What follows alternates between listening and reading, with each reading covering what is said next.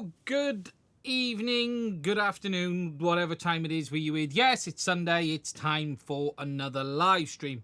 This one nearly caught me out, actually, because I didn't quite realise the time. I hope you are all safe and well. Today, we're going to be talking about a huge amount of leaks from DJI, because this week has been a bit of a motherload drop. Apparently, there is a new Avata 3 coming. I'm a little bit surprised it's happening so quickly.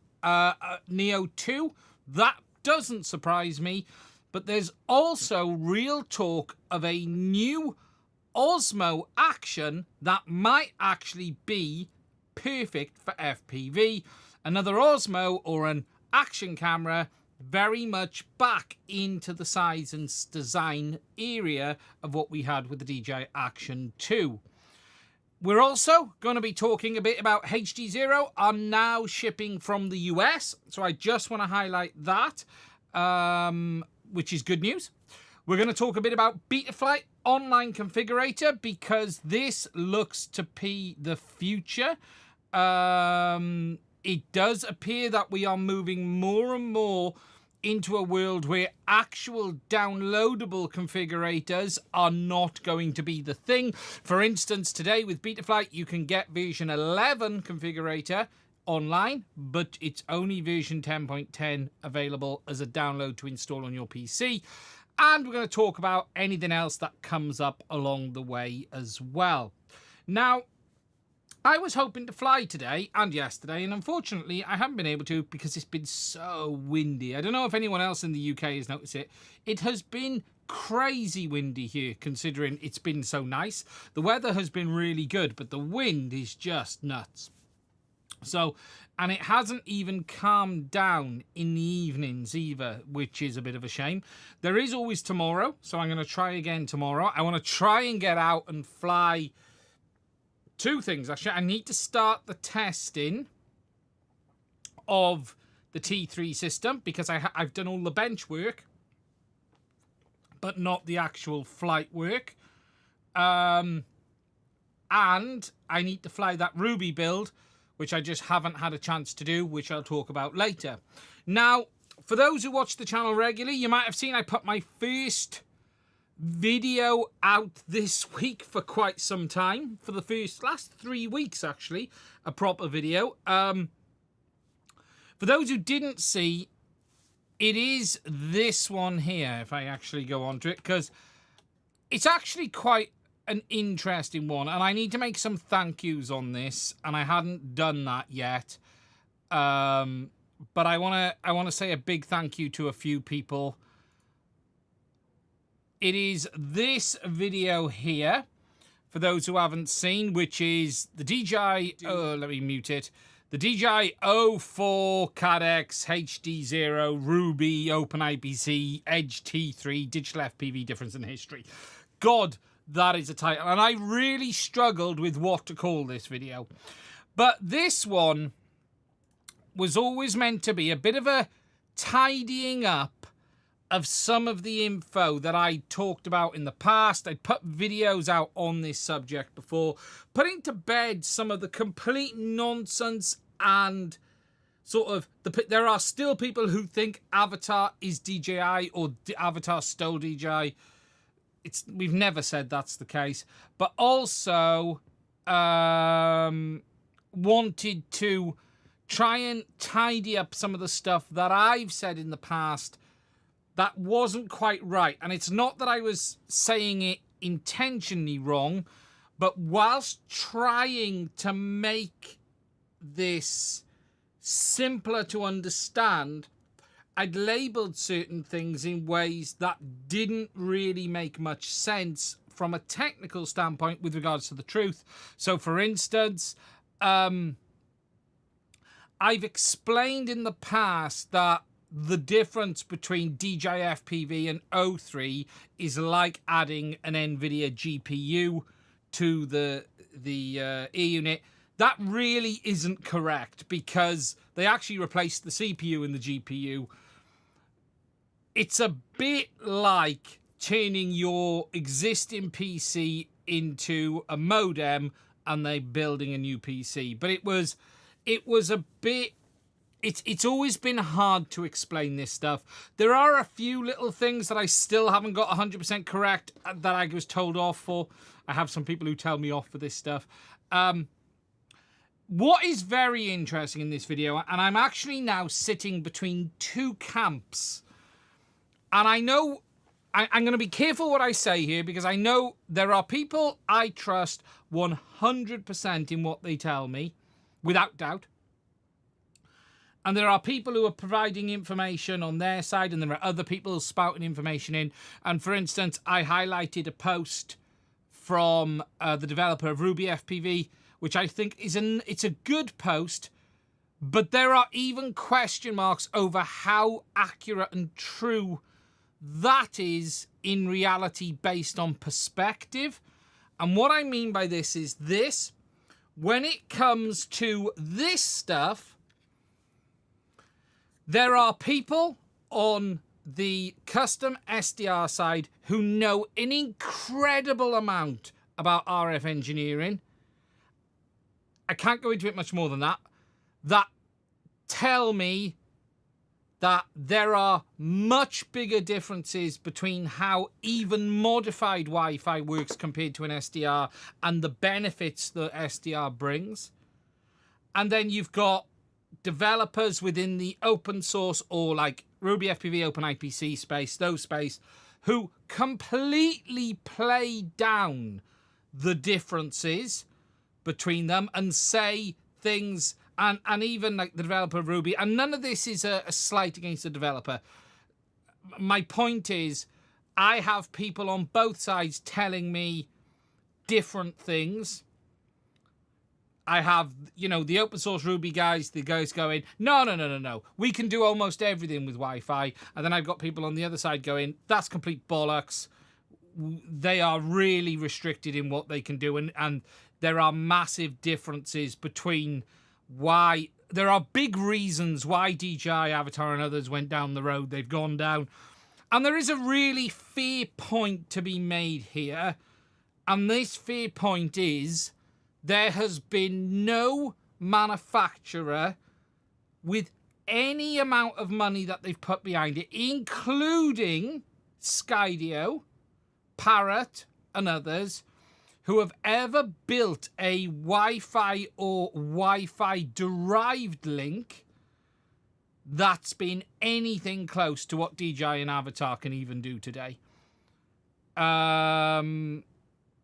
For the newbies, SDR, software-defined radio. Fully configurable. And this is a really good point, that ignore why the Wi-Fi guys on open source haven't been able to get it to where we'd like it to be. Even very big companies haven't been able to, even with customized Wi-Fi. And that is a very big tell. That is a very, very big tell in itself. Now, the reality here is I will not be able to win in this world with this video, with this conversation. If I say Wi-Fi will never be as good as DJI, and that was actually in my first cut of the video, which I think I removed because I knew it would accept it. And that's what I still fundamentally believe. I still fundamentally believe Wi-Fi derived will never come up to where DJI and Avata is. Not because of the money, not because of the software or the development, simply because of the inherent hardware restrictions within using Wi-Fi hardware. And then you've got the guys on the other side. So I'm always going to be stuck in the middle here, and I'm always going to be accused by either side. I'm always going to be accused of, no, you're wrong, you don't know what you're talking about. No, you're wrong, you don't know what you're talking about. And look, there's a lot of people that I talk to and a lot of info that gets past me. And there are some people I want to say a huge thank you to. You know who you are. I haven't said your name publicly yet. I'm happy to, but I don't know if you want me to. So I'm not going to say it yet. But there are some incredibly clever and intelligent people behind this stuff and provide me a lot of the info and sort of help me get this straight in my head as well to be able to explain it to you guys. But I also wanted to set the record straight in this video on sort of the lineage and history of DJI, the lineage and history of Avata, and then you've got this new Wi-Fi world in the middle that we're in today with Edge T3, OpenIPC, Ruby FPV, and others. From the open side, there's a very real want to push that. No, they're not restricted by the hardware. It's just development. But again, I personally, and I've said this, and I still fundamentally believe you will not get a Wi-Fi or Wi-Fi derived system to give you the same performance as Avata and DJI, or come within a margin that I think is acceptable. And that's where we will probably end up with it. That doesn't mean those products don't have a use case. Fixed wing is a real big use case. Long range quads. Something very interesting I saw this week. For those who hadn't seen, UAV Futures put a video out. And I was laughing. I was absolutely laughing my head off to myself on this one. So Stu put a video out on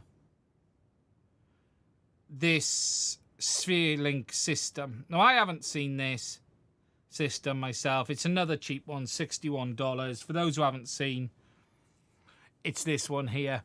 And there is something in this video that really did make me laugh. And it was the problems he was getting when arming. That is identical to most of the issues I've had in OpenIPC as well. It works absolutely fine on the bench. You can walk it round a field, try and arm it on an aircraft, and it falls apart. And I mean, you can't get 10 foot. And Stu had that here with this as well. In the end, he went for a walk with it, and it was working fine. He did a load of messing around, but he just could not get it to work.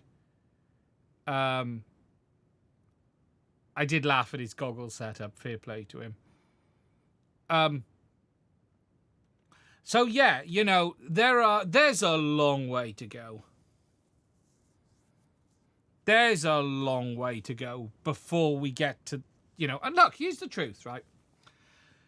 I am slowly making content on these systems, but I'm not sitting here banging out loads of content on it. I'm probably doing myself some disservice in this, in the sense of I could probably get loads of views on the channel by making loads of content, either showing it not working properly or not working well or not doing this. I'll be honest, I can't be arsed. When I find it working properly, I will start making loads of content. I showed you the problems I had initially with OpenIPC and where I got to in that first video. That will be followed up with Ruby, because that's what I want to do next. But the truth is, I'm not going to sit here and waste my time on loads of content showing you that it doesn't serve the purpose for the kind of stuff I'm doing or comparing to here. I will talk about it in depth and properly when it works off the shelf as it needs to be. And part of the reason for this is I don't have the time. I have spent more time messing with OpenIPC and the open source hardware stuff than I have on any of the other systems. I have spent months playing with it in the background. And it's just not there yet. Not saying it doesn't have a future. Still interested in it. We'll be talking about Ruby on the on-cam hardware soon. That'll be the next video. But again, you're not going to get how to flash the VTX tutorials from me. It's pointless right now because it's not really at a stage that works properly. I'm glad I did see JB put a video out. I'm glad to see he finally got his working. I was talking with JB a lot. And back and forth when he was having problems. I actually sent JB over a video on how to flash the VRX when he was having problems. I see he's put a tutorial out now based on it. I sent him over all of the files and everything in the early days. showing it, and I walked him through it with that other person's video that was already out there. But I'm not. I was gonna make a tutorial on it, and I just sat here and thought, I want to make content on products that work. And that's really, at least work to a satisfactory level. And it's not that I'm giving up. I'm playing in the background. But what you're not going to get is video after video after video after video after video. But I haven't seen JB's video. I don't know what he's mentioned in it. All I know is he put a video up on it, and I think he made a tutorial on how to flash it.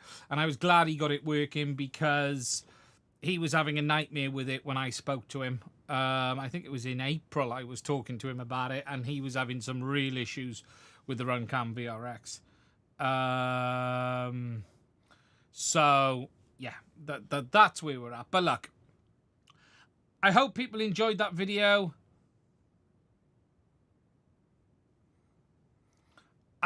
It was to try and answer some questions. I am very much on the fence of the comments from the Ruby side and saying, you know, it's not about the SDR and stuff. I think it's going to be a lot longer before we get to understand the big difference. I think Ruby, right now, Ruby does feel further along than any of the others. That's for sure. But again, and I keep saying this, it's got to work at the box. And the amount of time I've put in even so far, it's crazy. So, yeah, that's where we're at on them. Now, just catching up on the chat. I'm going to make this box a little bit bigger because I can't actually read it from where I am today. Right, let me look in. Can I take a look at the new AtomRC Dolphin Pro? I've seen this, and yes, I think I will order one. For those who haven't seen, there's a new Dolphin Pro.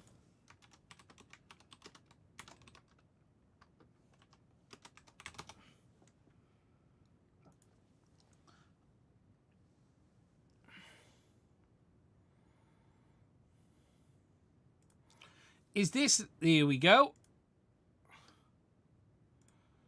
So there is a, what's it going to cost me in the EU? Damn, do I like it in grey. That is a nice looking aircraft in grey.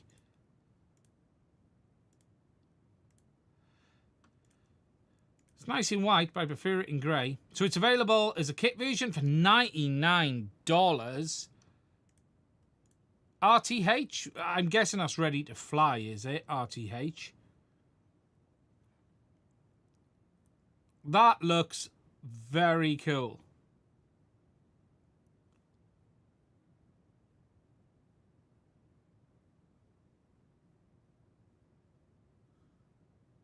Yeah, well, it doesn't really... I would have said navigation lights.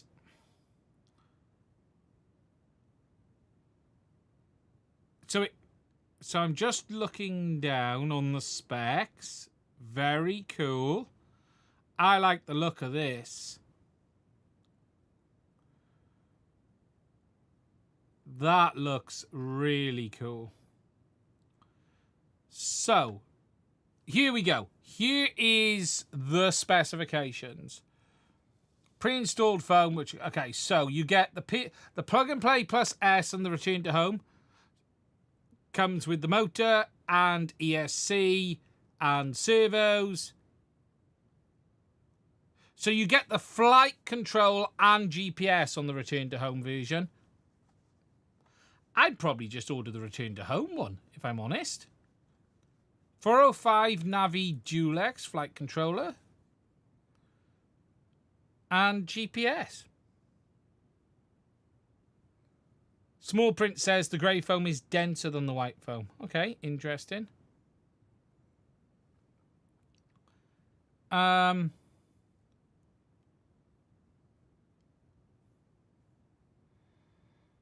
So that's their flight controller. I don't know what the receiver option is on it. Quite cool. Grey is stronger. That's always a win. I will probably order the return to home kit on that, because it'll mean I don't have to mess around too much. What are they shipping it with, flight control wise? Do we know what software? Is it iNav? Is it ArduPilot? Yeah, it's got a rudder. I just saw that. It's got rudders. It is iNav. Yes, newest iNav is fine without a compass. In fact, I believe it's recommended without a compass. Fine print says iNav. Does it? iNav. Yeah, nowhere on this page does it say iNav. But then again, a lot of this is images. ArduPilot target exists as well. Ah, is it in the image, is it? Okay. Ah, here we go. Ready to fly. The return to home version is preset with iNav 7. If you need to use ArduPilot period, please log into the official website and download it. Bit older version on iNav 7, mind.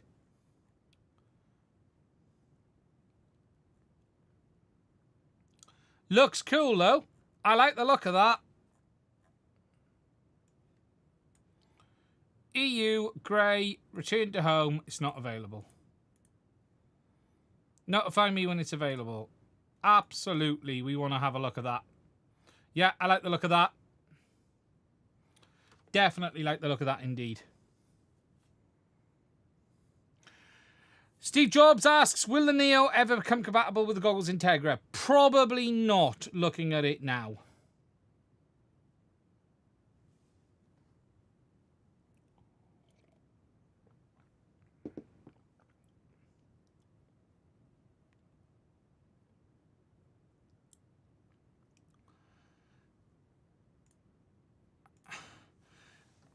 Fory Flyers asks, do I still have my Box Pro? Yes, they are here. There is small controversy over an issue with ghosting. Not much from HDZero and no solution yet. Does your unit experience it, or did I see it in a review? No. If I'd have seen ghosting, I would have mentioned it. I had seen some of the menu artifacts, but I already knew that was being fixed. I wasn't sure if that was fixed for pre-release or not. I cannot specifically state that I've seen anything particularly around ghosting. What I would say is this. They are an reflector optics goggle. Are the people who are seeing ghosting used to that kind of goggle? You have to remember, with the mirror built in, the optics are not the same as you would get on a normal set of binocular goggles with the displays individually behind each one. Where you have a single display and you have a reflector and you have a lens, there is always going to be some difference in the optics compared to what you may have on a set of normal goggles. So the one question I would have is, are people used to that style of goggle? I certainly didn't see anything I was specifically concerned about. I haven't seen anyone posting pictures. I haven't really seen much talk around it. So, look, it isn't something I noticed.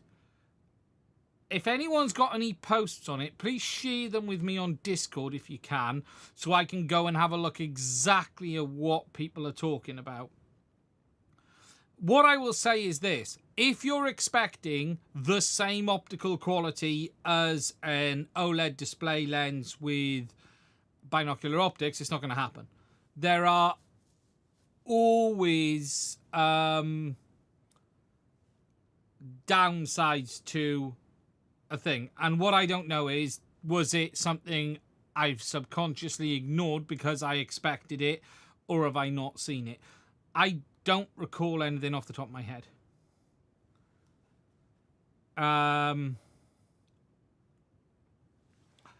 Just reading down.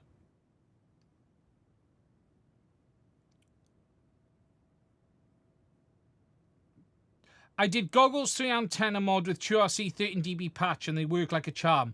Absolutely doable. It's just quite a big task on the Goggles 3. I don't really see the main need to upgrade those goggles antennas. But yeah, it is something you absolutely can do. I'm assuming you replaced... Did you replace the top two? These two? Or did you add to these ones up here? Because they're the easiest ones to mess with. Because they're a receiving antenna.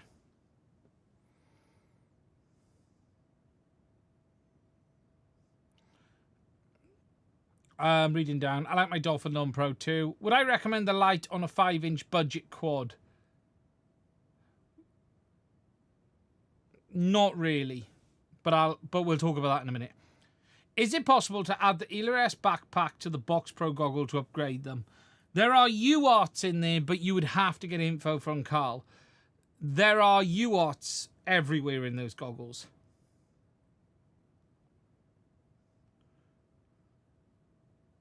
Ghosting is in image retention.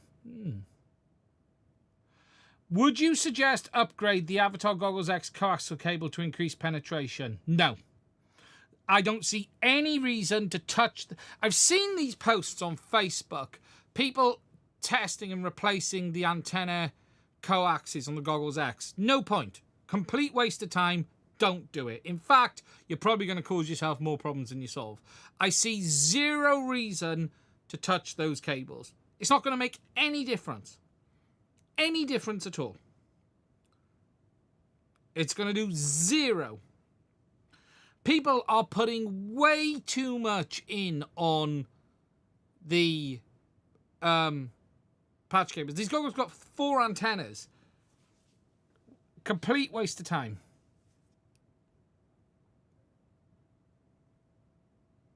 Yeah, I did see it. There is a slight crop on the 04 light. Yeah. On lens protection. Hey, Stu. Thanks for the link on Discord.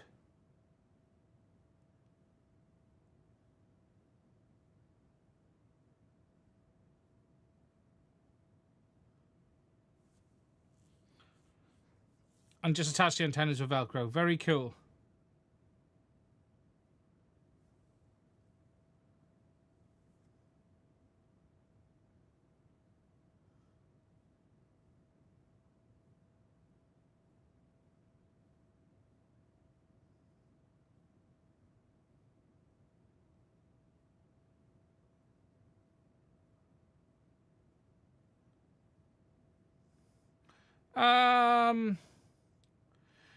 Petro, how are you doing? Maybe you could offer some forum discussion.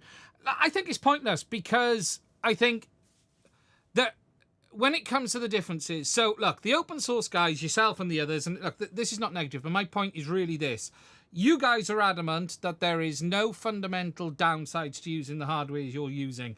There are people I trust 100% who are doing things in crazy ways, doing things well beyond anything that's being done on an open source side, that are going, it's night and day differences. Don't downplay for 1 minute the differences that the DSPs, the SDR offers over the baked-in Wi-Fi hardware.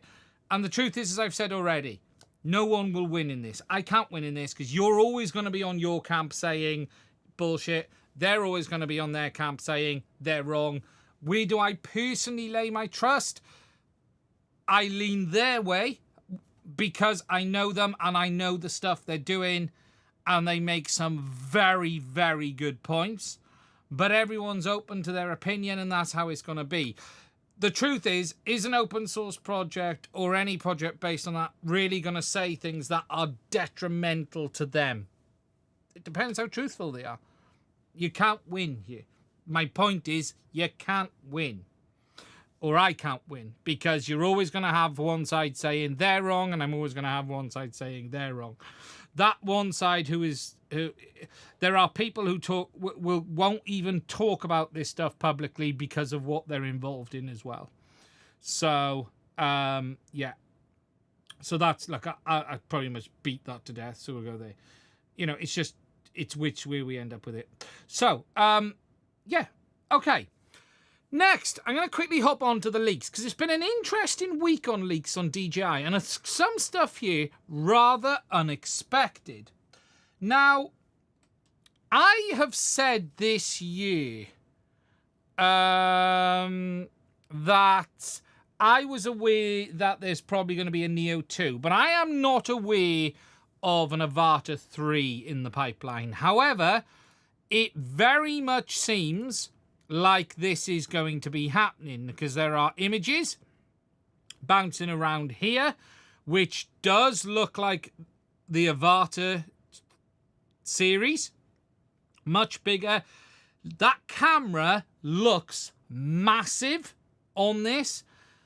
Do I think DJI could make an Avata 3 with a mini pro style camera, whatever version we're up to at the moment? I'm losing track with the Mini Pro series. DJI Mini Pro.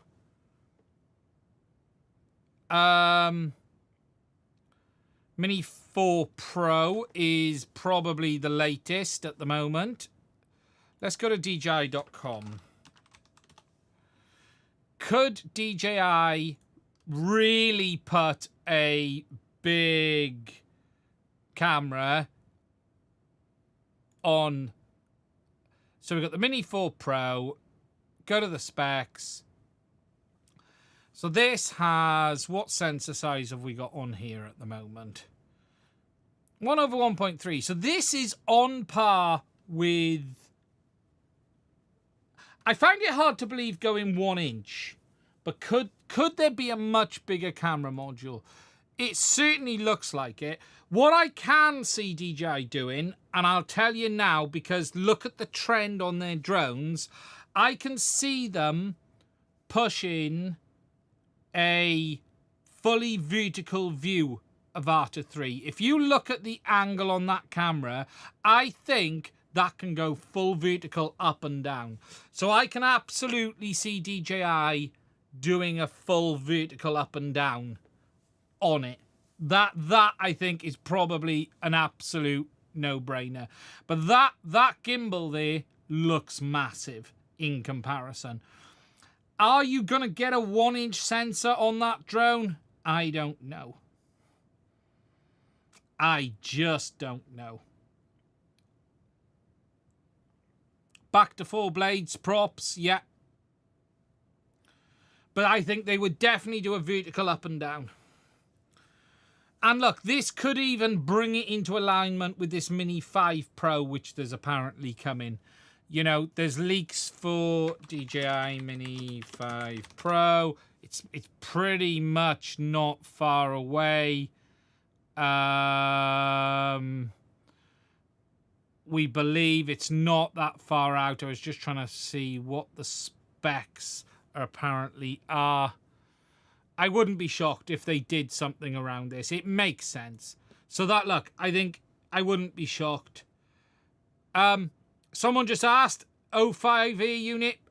Not remotely likely. Not remotely likely. Remember, DJI here is probably doing big camera upgrades. The Air unit, the OcuSync is all... I will put money the OcuSync will be the same. It'll be the S2 based. They may upgrade the main CPU for additional processing. I don't know. Could we see that camera come? That's down to DJI. Really, it's down to DJI. Remember, from a processing perspective, 03 and 04 are the same. It is the same main CPU and image processing on 03 and 04. But is that enough to drive something that big? I don't know. We're going to have to wait and see. Oh, DJI is funny enough, Ian, you are right. They are absolutely destroying everyone, especially when you look at the new Mavic 4. It is insane. But yeah, I can see Avata 3 if it's coming, vertical up camera, vertical down. I don't see a new set of goggles coming soon. I don't think you'll see a set of goggles for. You never know with DJI. They don't mind making new hardware. but I don't really know what they'll do. It ain't hearsay when it's in images, but it looks like it's definitely a bigger camera at the moment. So that's much bigger than what we've got today. Much bigger than what we've got. Usually this means it's 3 months out at this point.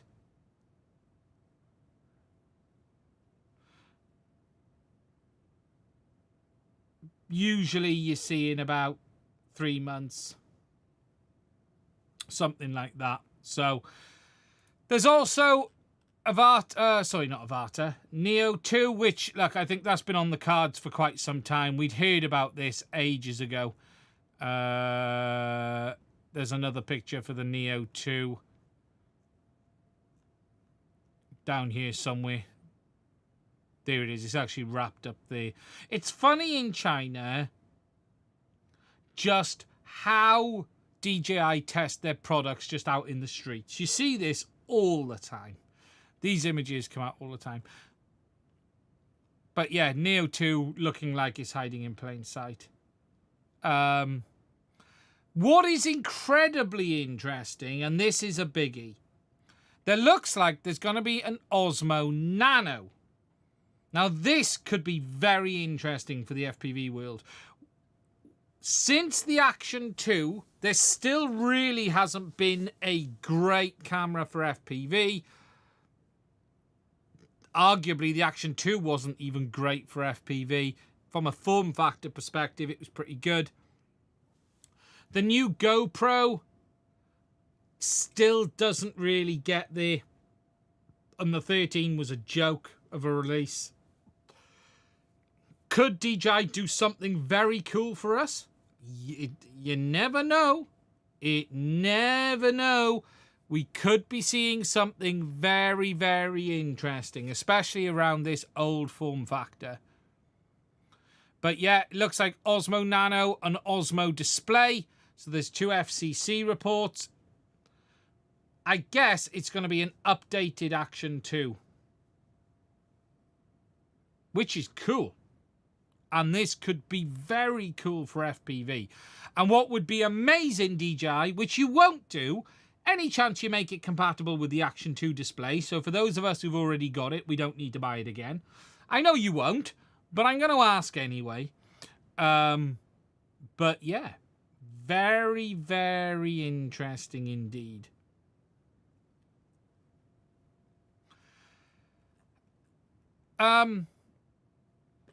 Yeah, this is a bit of a surprise. Someone said DJI FPV will never be what we want. It'll always be made of plastic. Look, the Avata 2 holds up better than the FPV drone, but not as well as the Avata 1. The Avata 2 isn't a great FPV drone. I've always said this. It's a terrible FPV drone. It's a great cinematic quad for filming. It's a terrible FPV drone. It's just got no power at all. No power whatsoever. But it's actually very good for getting cinematic FPV shots. And do I think DJI are far more interested in selling cinematic FPV products? Yes. DJI are not interested in selling freestyle quads. It's not their market. They don't want the hassle. What it is a cinematic Cinewhoop. You know, it's arguably the best Cinewhoop you can buy.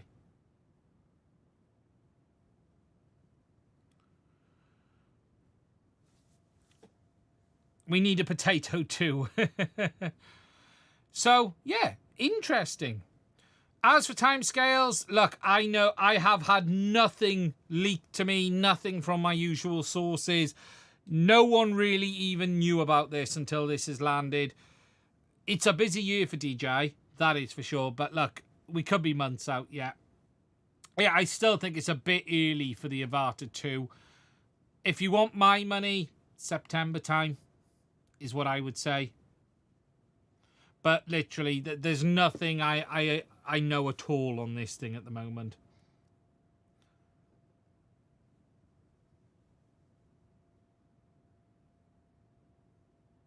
Programmable trippy spins, yeah, it's I absolutely see. Do you know, I wouldn't even be surprised at if it's not an Avata 2 and it's an Avata 2 Pro. I wouldn't, sorry, it's not an Avata 3, it's an Avata 2 Pro. I wouldn't be super shocked if DJI just kept the Avata 2 and called this the Avata 2 Pro with a bigger camera. I wouldn't be shocked at that either. I wouldn't necessarily call it an Avata 3. They could just make a Pro version. Any word on N3's back compatible with O3? Nothing at all. DJI are shockingly quiet. Probably because they're doing all of this. Look, the Avata 2, the problem with it is the inconsistent power delivery. It's not that it's not capable. You can do all sorts with the Avata 2, but you've got to really learn the inconsistent power delivery because it has an awful habit of taking the power away when you least expect it. And that's the problem with the Avata 2. I always explained how it flies a bit like you're flying, even in acro mode, you're still flying the flight controller, you're not flying the PID loop. And that's the big difference. The PID loop is still being controlled by the flight controller, and you are directing the flight controller to what you want to do, and it's pretending to behave like it's in acro mode. And that's the problem. There is an autopilot between you and the motor output, whereas obviously in Betaflight and the others, when you're in acro, yes, okay, the flight control is still doing loads of stuff, but you still have your direct control over rates and throttle. I think it is DJI acro mode is the term I'll use, which is, or as I often call it, nannying mode. I wonder if DJI will fix the bug with the goggles 2 switching to low bitrate mode when using auto mode. Honestly, I don't know. Look, I've brought it up several times. I've written it on the DJI forum. I don't know what more I can do.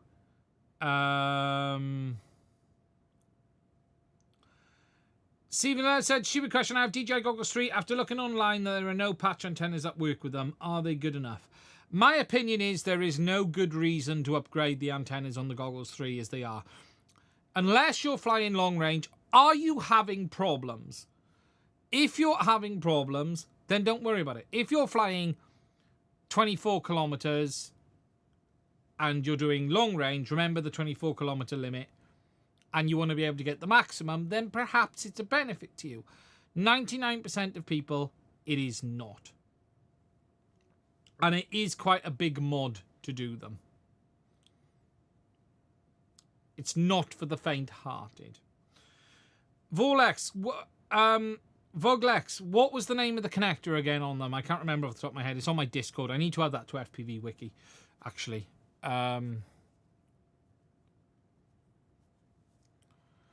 When does it lose power? When the light on battery voltage? True, they should name it semi-manual. Randomly. It is a battery sag, but it's rambling.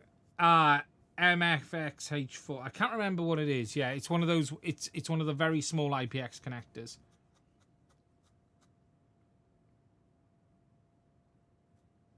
So that's where we're at with DJI. It's cool times. Don't get excited about an 05 this year. It's not going to happen. We're nowhere near 05. We're only just got 04. We've just got out of 04. So, yeah. Now, there was something I remembered as I was talking then that I wanted to talk about. And I need to scroll back and see what it was that reminded me. Someone mentioned something that reminded me of something that I want to look at. And I meant to talk about on a stream. Ah! Yes!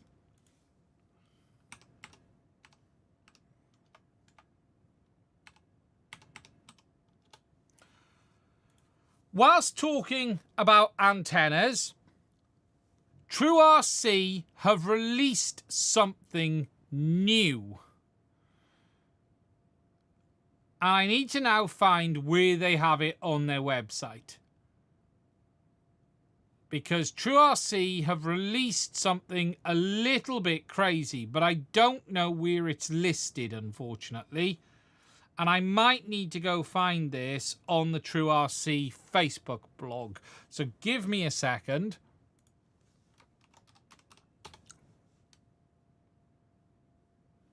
O3's never been good for low light. It's a good product in great light.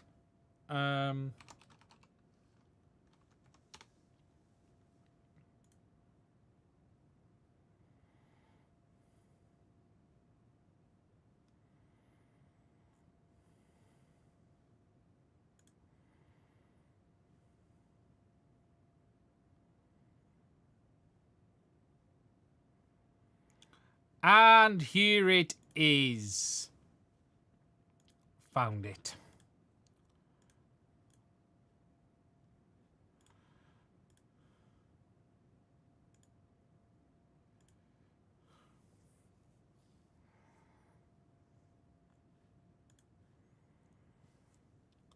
So, TrueRC have released this. The X Factor. Behold, mortal tech seekers, for we unveil you a masterpiece forged in the crucible of innovation, a beacon of signal amidst turbulent ether of the void. The X21. Now, this thing is nuts. And when I say it's nuts, it is nuts because it has a gain of over 21 dBi. Yes, 21 dBi. Now that is insane. That is just basically we are only looking that way. And that's in front.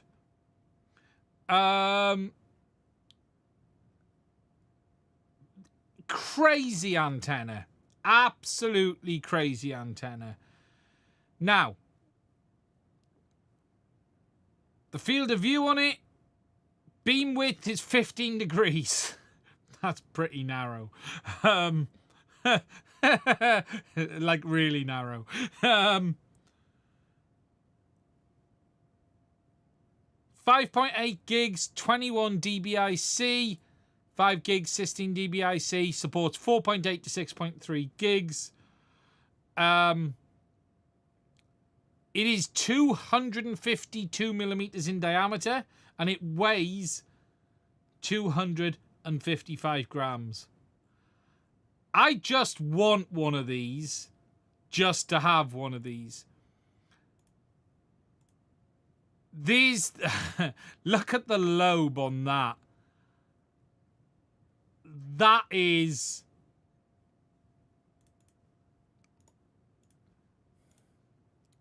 Oh, yes.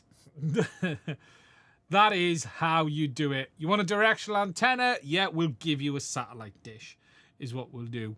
Wow. Wow, wow, wow. A beast.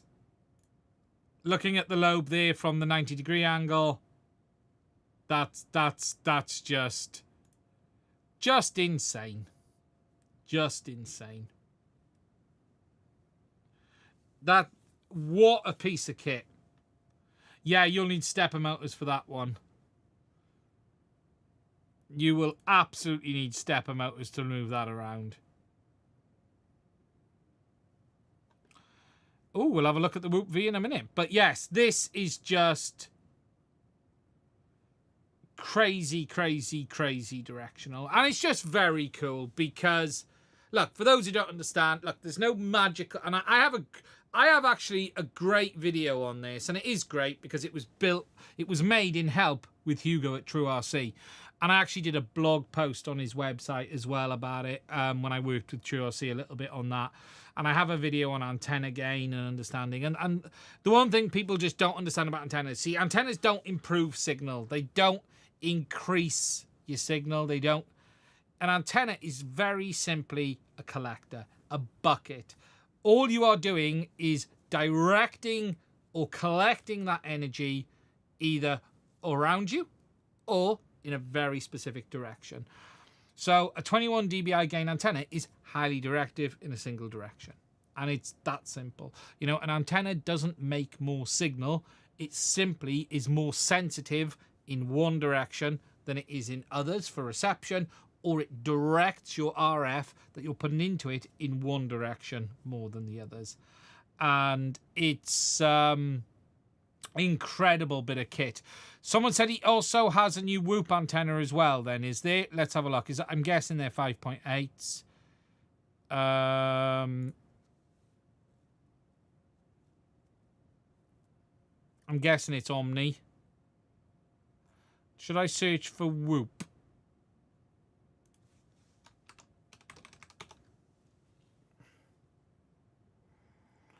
What did someone call it? Whoop V.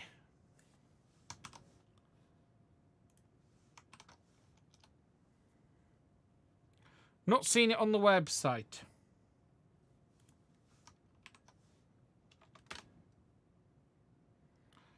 Not seeing it.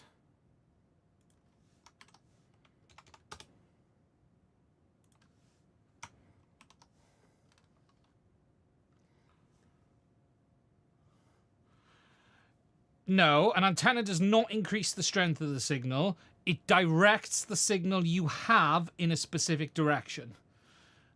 There is no fucking antenna that creates more signal. All an antenna does is direct the available RF power that you have in a specific direction, either more directed or less directed. An antenna cannot create any more RF than you're putting into it. What you can have is more efficiency in the antenna. So for instance, you have an antenna which is more efficient at converting the RF energy you're putting in into RF energy out. So you've got S11, you've got antenna efficiency, and then you've got less associated losses in the event of, say, heat or other losses. So for instance, a badly made antenna will lose more of the signal that you're putting into it, the energy that you're putting in heat loss, in resistance loss between the conductors, but an antenna does not create more energy. It can only direct the energy that you've got in either an omnidirection, which is your isotropic antenna. The perfect omnidirectional antenna is isotropic. A directional antenna is pushing all of the RF in a specific direction. What it isn't doing is creating more power. It is physically not possible to create more power. It is a passive device. All it is doing is directing the available power that you do have either in a tighter area or like a thing. If you think of a torch, I always use the candle analogy. Candle is a simpler way of looking at it. A candle in the center of a room without anything around it, it is shining its light across the whole room, just like a omnidirectional isotropic antenna. If you were then to walk up behind that candle and put a few mirrors pushing that light, reflecting that light forward, it is the same amount of light energy. The intensity will be higher because you are directing that light energy forward, but it is the same amount of light. It is the same amount of energy. An antenna doesn't increase energy. It is simply directing the available energy either in a tighter width or a less tighter width. What it doesn't do is boost the signal. It improves performance because you're taking the energy that you've already got and putting it where you want it. It's always the way I always explain it. But what it is not doing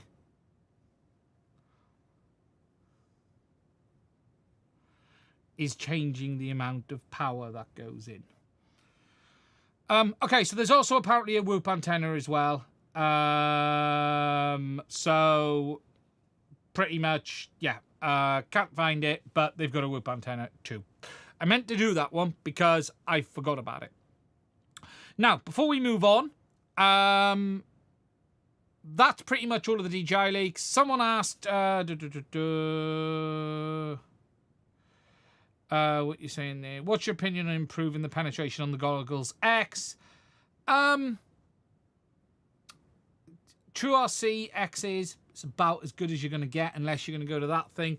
Put a set of TrueRC X's on it.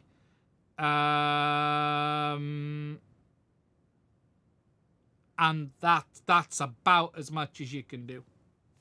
Truth is, that's about as much as you can do.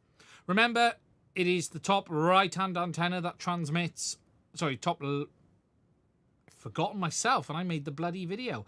Top left antenna that transmits off the top of my head, looking from the back. But it depends your type of situation. A set of TrueRC XA2s is about as good as you're going to get on the CAD-X to help. The cables are going to make no freaking difference.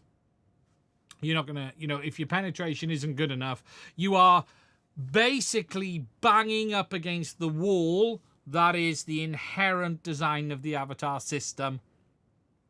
As I've said in that video I discussed the other day, Avatar is largely or loosely based off WiMAX.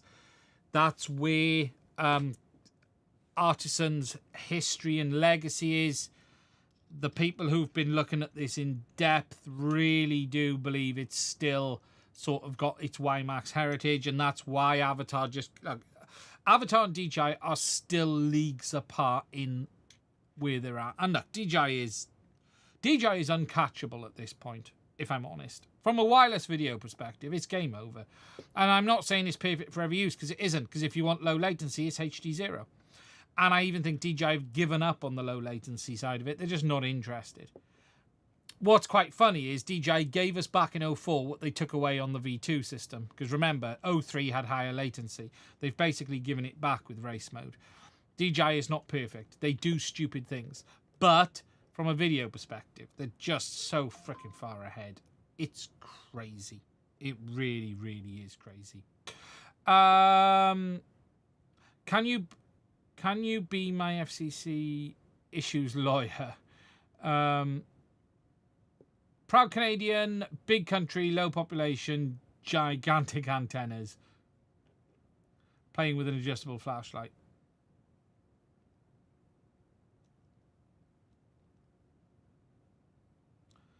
Do I think CAD-X dropped the VTX cam ball after they split up?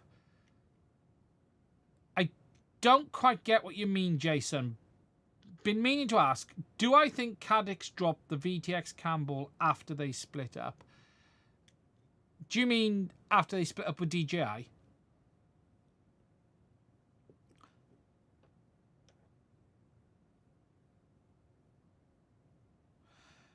Has anyone dealt with this bug on the Avata 2? When you make minor contact with the ground when flying and switch out of manual mode to sport, the drone just full power flips and crashes to the ground. Yeah, DJI have some very weird nannying on the Avata 1 and the Avata 2. If you hit anything, it just flips out. It's always... It is not a freestyle drone designed to hit anything. It's a bit like a quad with air mode turned on, wanting to go up against a wall.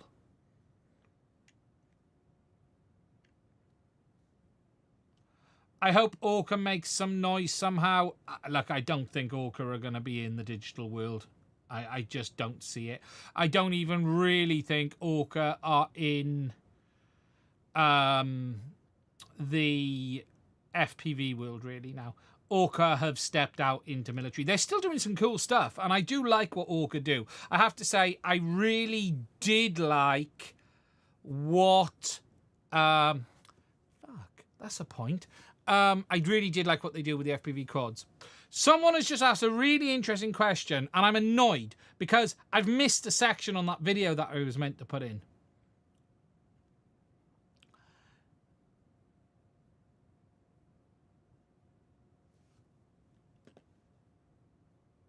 Why has no one invented a device that can be put between video transmitter and antenna to set the output power to 10 watt?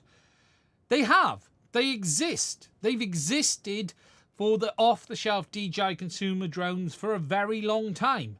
There are boosters that have existed forever, but it's very hard to do. And very high power digital is very, very difficult. It is not as simple as just boosting the signal. Take DJI, it's bidirectional. So for instance, you've got to do, DJI is constantly switching between transmit and receive. Constantly.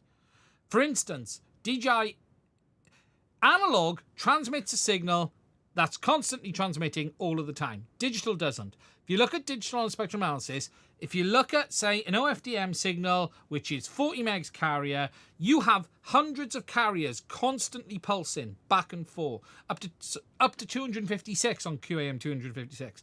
Individual carriers constantly pulsing. Between those carriers pulsing, they are also stopping and receiving to listen for the feedback from the goggles. That is extremely hard to replicate and modify outside of the unit itself. So boosters have to also be able to handle all of that switching. They exist, but to do them on high performance, high speed switching OFDM carriers is really, really hard. Really, really hard. And that's why you don't see them. But they do exist. They exist for the DJI consumer drones. People have done it on them, but they've pretty much faded away to the background and they don't really exist. HDZero transmits only, but it is still doing all of the individual carrier switching. And that is really hard on a power amplifier. They're also very illegal. Yeah, tuner surgeons are. Yeah, they are. But look, it's doable and it's not even impossible, but it's really, really hard to do. And it's really hard to do well. I'm not saying it's impossible, but also, if you think about it in FPV, it's going to be sized completely outside of what we would want to do. But they do exist. DJI Signal Booster PCB. They do exist out there. I'm trying to think who was selling them.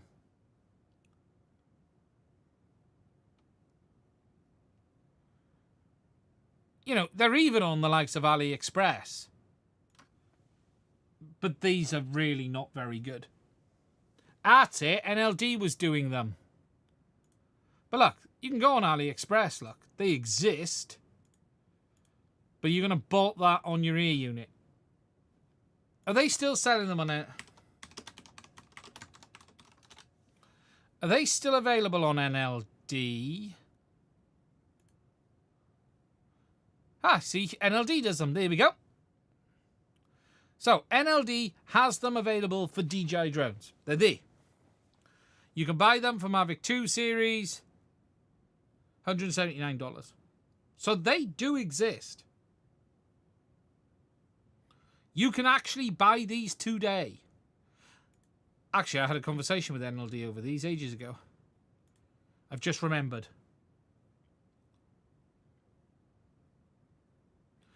These aren't generally used for your everyday stuff, is what I'll say. But NLD even designed their own. And as Junior says, very illegal.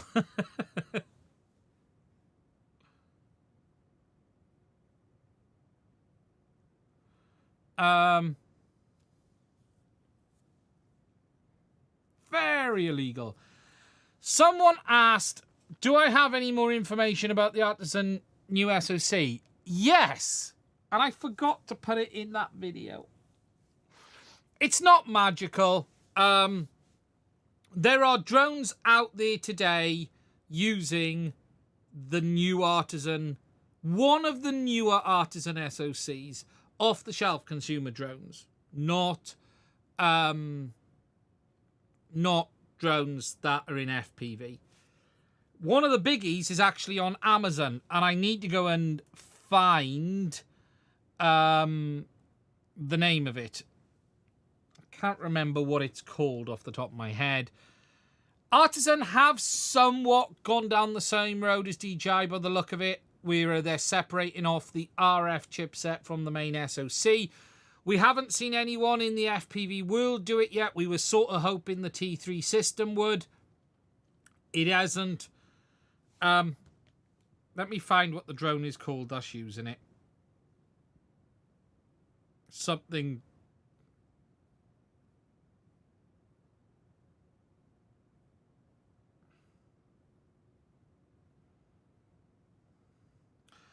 Found it. The Pontiac Atom 2.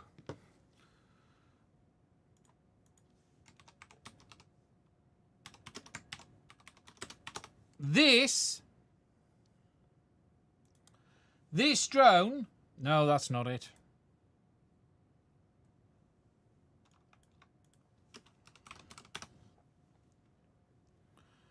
This drone, that's it. Jonas is there. He's the one who actually found it. He is the man that told us it existed. This thing has the new Artson chipset in. When you actually go through the FCC filings, which I think is this one.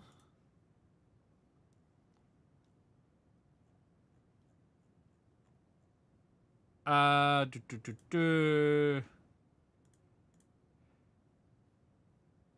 to remember now how to find the images.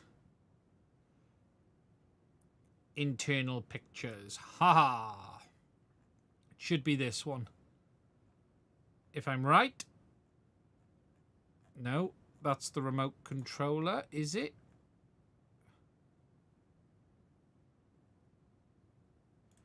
Let's just have a look.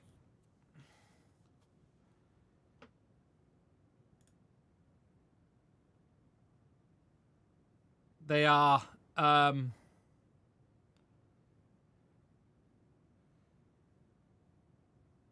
is it this one?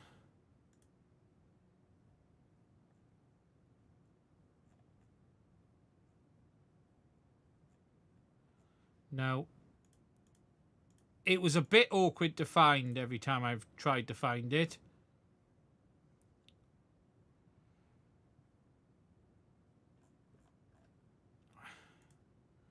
If I remember, I had to go about this quite an awkward way. So if I had to do this, we had to actually search for probably that.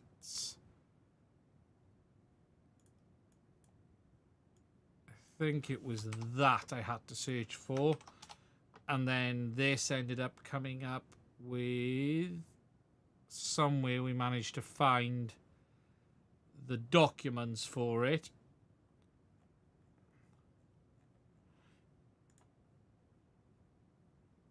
No, it wasn't that one.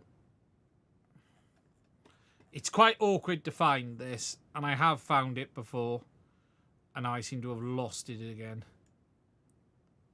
Try this one. One of these numbers brings it up.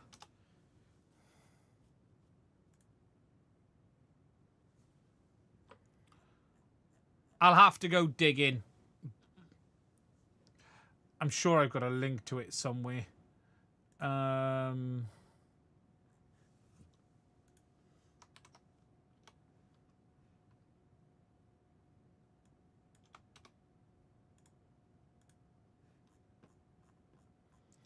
Let me just see if I can find the link that I had.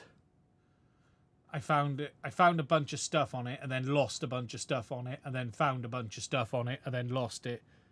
That goes to the official FCC database. Yeah, I can't remember where I found it, Jonas.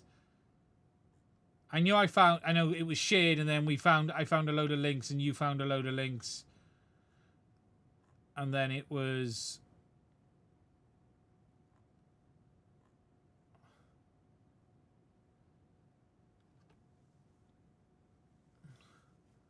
Am I safe showing the image you shared with me or not? Because it's from the FCC filings, I believe, isn't it? Are you...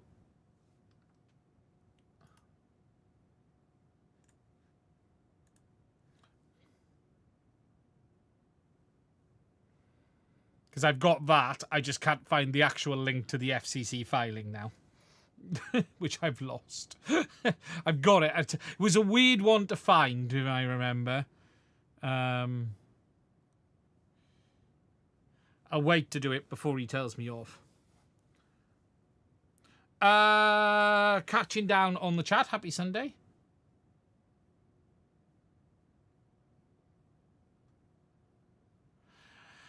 Maybe a dumb question, but why can't we put a 5G SIM card on a drone, on a receiver, on a goggles and get more range? You can. This is exactly what DJI is doing right now. Someone posted a pic about this on my Discord. It is now available on the Mavic 4. You can do that on the new Mavic 4 series. You can do it on the Mavic 3. But you can do it on the Mavic 4 as well. It is already a thing. Here it is. A Mavic 4 with an LTE card.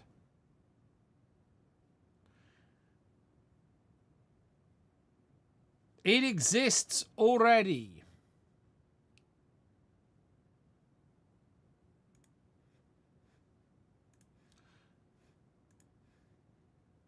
Oh, someone just sent me an image. Let me just check. Yeah, I think, look, I'd be interested to see how DJI has tidied it up. Yes, there it is. So, here is the new Artson chipset. The first thing that it's been seen in, now I didn't find it, it was shared to me by Junus and other hers. This is the first look at one of the new chipsets, the AR8030 or 8032.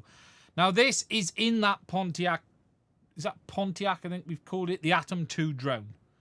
This is in this thing. It is a cheap mini equivalent drone, and this is the first that we've seen one of the newer chipsets in. Now this is absolutely capable of new stuff compared to the old one, but we'll have to wait and see. New Cadex chip, we don't know if Cadex are going to use it. We don't know. This chip, though, like DJI, has to be paired to a main SoC for video processing and running the OS. This is not a single SoC solution like DJI had with the P1 and like Artson had with the existing chipset. This is now moving to a separate 2 chipset solution. This is.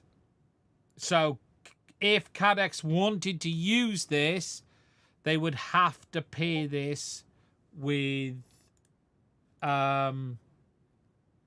something else to do the image processing, the video processing.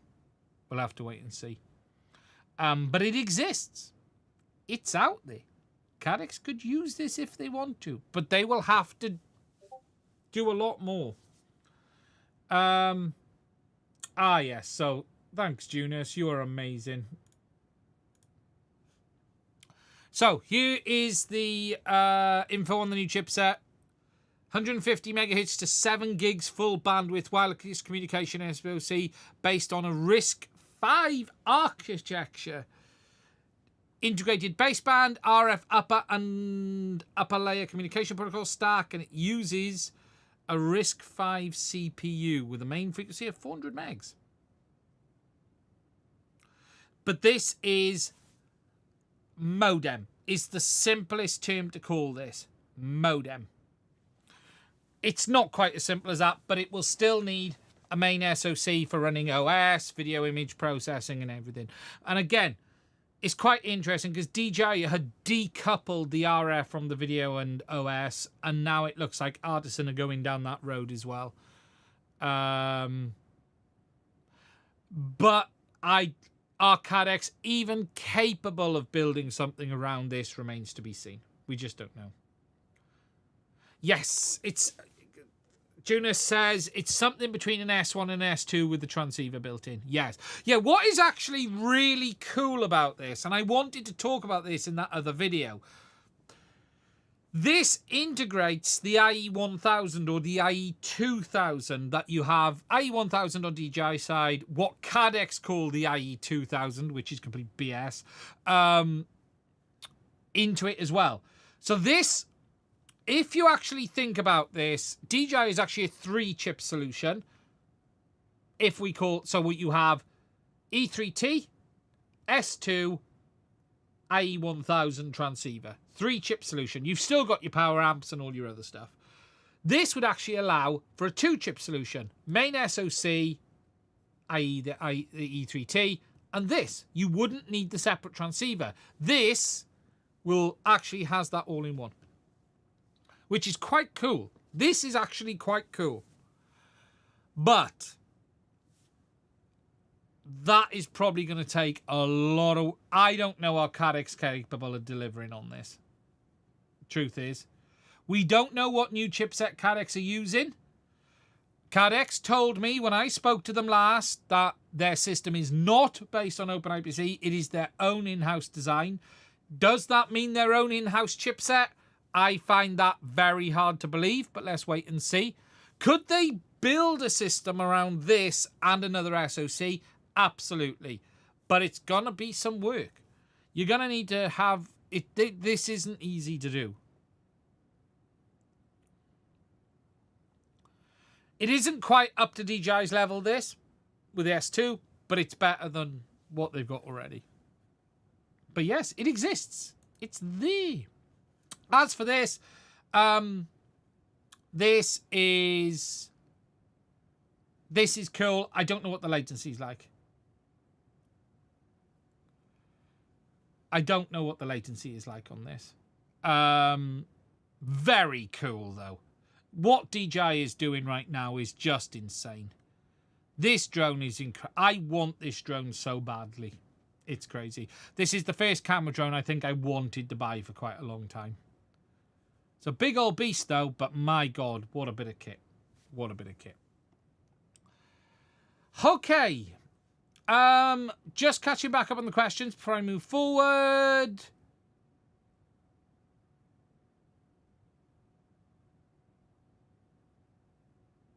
Someone asked, did I hear anything from CADX? No, they have not spoke to me. I sent back a very long reply.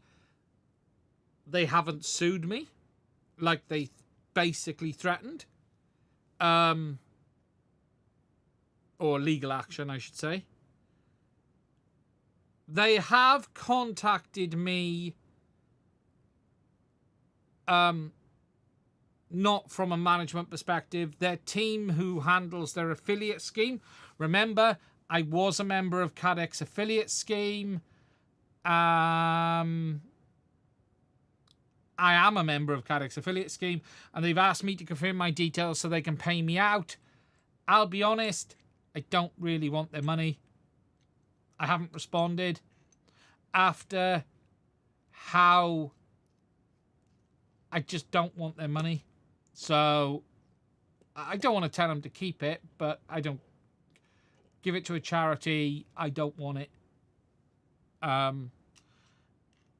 Unless something fundamentally changed, I don't appreciate the threats that I received personally from them and the way they handled it.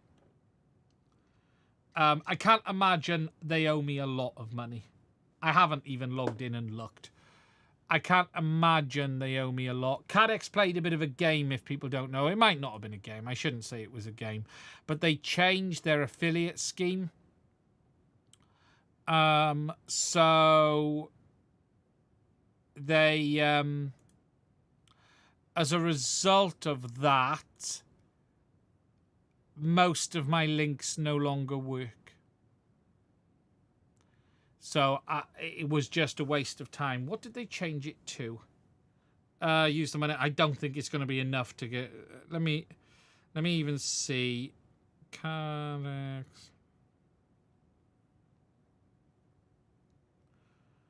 Let me see if I can find out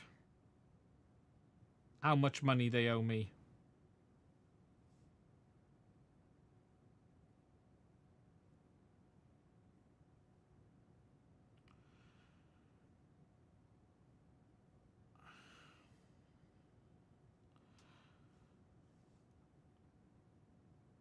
Now I gotta try and find the email.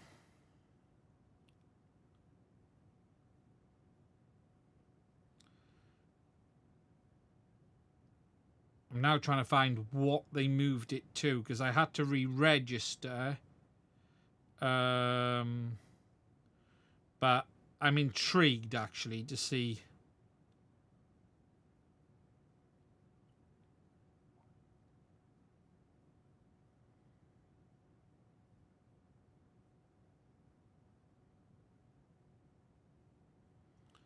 But they did change their affiliate scheme. I thought I added it. They've requested my PayPal account. Should I just send them my PayPal account and see how much I receive? I'm emailing now.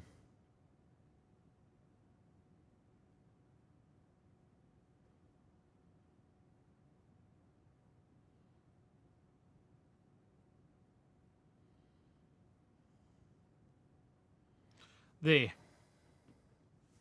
I can't find. There's a link to they set up a new scheme, and I don't look like I've saved the link, which is a bit unusual. Let me just check. Part of the reason it's so hard to search is on my phone. I still use Apple email, but I don't use an iPhone anymore. So I now have this nightmare of using Apple email whilst not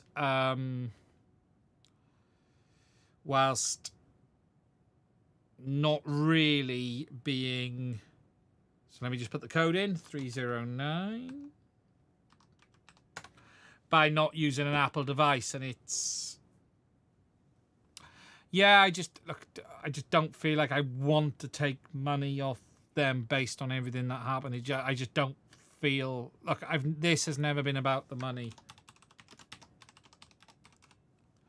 This has never been. To be honest, it won't be a lot, and I tell you why. Because they changed all the affiliate scheme. Nah, wait a minute. Let me find one thing. Because they will have their affiliate program linked on their website, surely.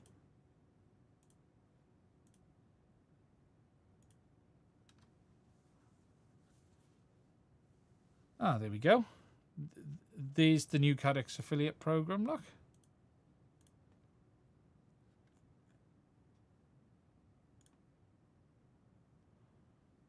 Ah, so here, okay. I found it on their page. Right, here we go. Let me just log in and we'll have a look. You guys are about to see the truth. I will show you what they owe me. Here we go. Ready?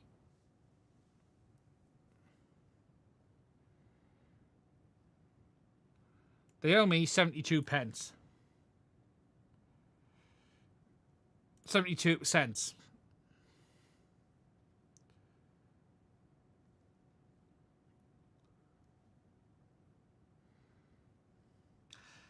Now, there is a reason for this.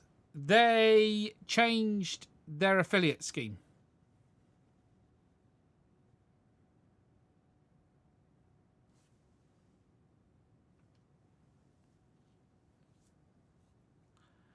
And as a result of that, all of my links are dead. Now, if I can just see if in the old one... Let me just have a look in the old one. Found the old one.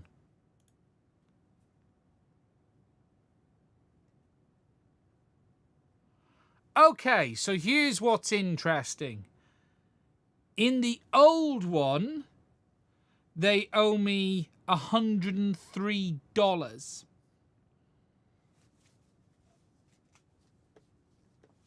It's closed down, but they owe me $103 according to this on the old one.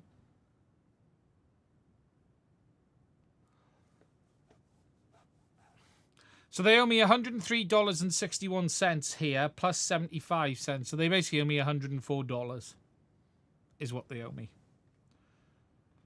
And I don't know the last time that paid out. I don't know if I've even ever paid out on this.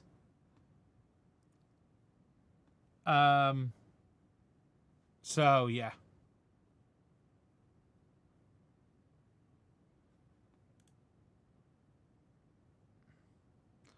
Yeah, the last time they paid anything was August last year. So they haven't paid out on this since August last year.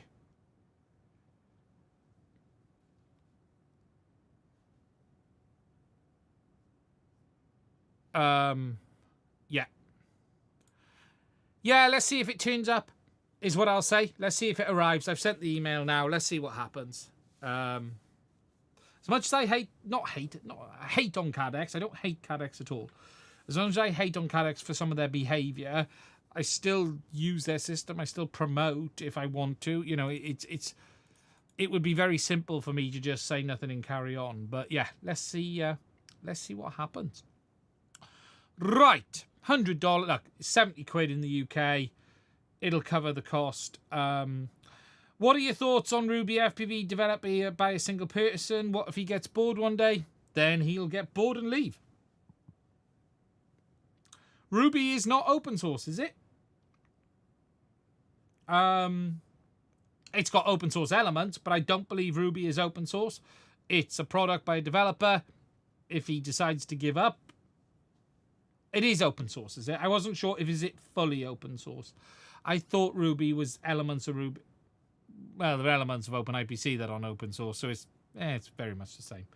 Okay, well, look, it's two ways. If it's not open source and he gives up and goes away, then it's the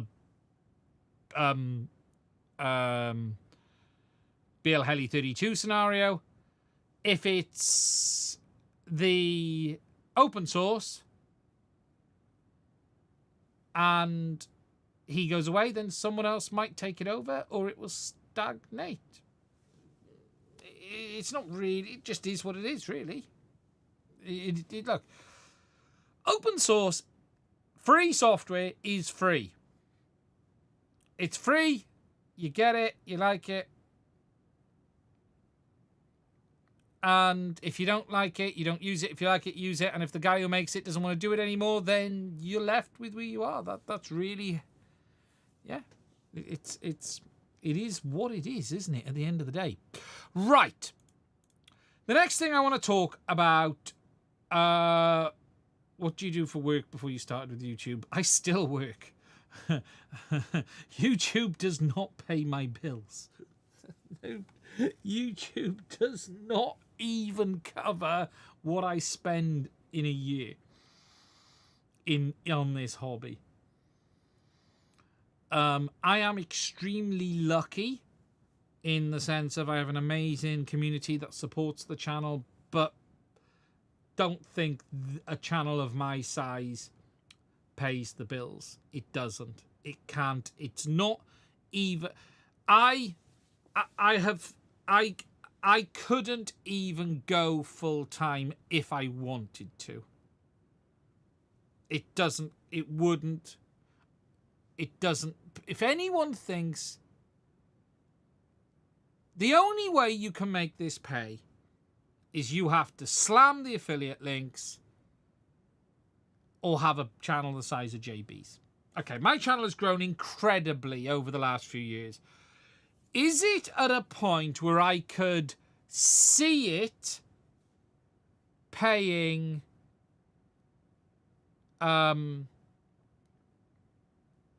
being able to go full-time? Could I see a future where it could be viable? Yes. But here's something that changes everything. Today, all the amazing income and support that everyone gives on Patreon allows me to buy stuff for the channel. Cameras, equipment, computers. I need all this stuff. Products to talk about, to review. The second you then take that and turn that to be an income to pay your bills, I then no longer have money to buy products. And I get a lot more today than I ever have from manufacturers. But that doesn't mean that look, there are costs just running a channel. It's insane. You don't realize it. We now have to have a storage unit because of the amount of stuff we look after and stuff like that. So all of that has to be paid. But going full time is very complicated because all of that money you have then turns into income, and then you don't have any of the money left. So you have to go well beyond what you have as would want as an income to be able to go full time, to be able to then continue to buy stuff, if that makes sense. Now, I remember there was a period where I looked and went, I can never see a world where I could make this work full time. That was at like 30,000 subs. I was like, it's impossible. At 40,000 subs, at 50,000 subs. When I got to 70,000, I can sort of go, right, so if you doubled that and tripled that, and if you doubled that and doubled that and doubled that, you could then maybe scrape a living. And what I mean truthfully is you'd have to double it. Now that is almost impossible in itself. So if I had twice as many Patreons, twice as much ad revenue, twice as much income on all of the other stuff, then you could go, well, if I didn't have a holiday, I didn't have to pay all of this, you could live, because there are people who live on this. You wouldn't be having holidays or you wouldn't be doing this, but you would not be unemployed and on the dole. You would have to double it all from where I'm at today to basically have a very minimal existence. There are people who do this full time on the 70,000 subs, and I don't know how they do it. Honestly, I can't. It's not that I'm talking about having a high life. I don't know how they do it. I just don't know how they make that work. But the big difference today to where I was at, say, a year ago or 2 years ago, I couldn't even see back then how it would be possible. Today, I would just have to go, well, I need to double everything. If we doubled everything, it's possible. And that's crazy. And Christ, doubling is really hard. But that is closer than it was. If you'd have asked me 3 years ago to say you're going to be on 70,000 subs, I'd have said, no way. The trajectory isn't showing that. It's not possible. We then hit 20,000, 30,000, 40,000, 50,000, 60,000, 70,000. Slowed a little bit at the moment, but we're at 71,000 something. But that now means 100,000 doesn't feel a crazy distance away anymore. Whereas it was impossible before. 100,000 felt like it could. I remember seeing Bruce's channel on 100,000 subs, and I was like, that's not possible for me. That would never be possible. XJet with his 100,000 subs on one of them, I was like, that can't happen. That just can't happen. Now I'm at 70 odd, it's like, oh, that is a potential. But 100,000, it wouldn't be. I think to scrape a living, 130,000, 140,000 subs would be needed. And I could probably scrape a living from it. And that's the truth. That's me being truthful. And when I say scrape a living, I mean scrape a living.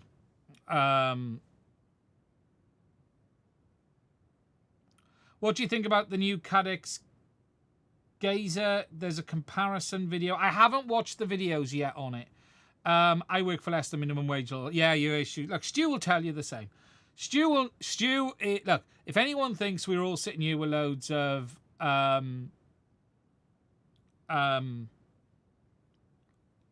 ad revenue income, honestly, guys, it's just not there.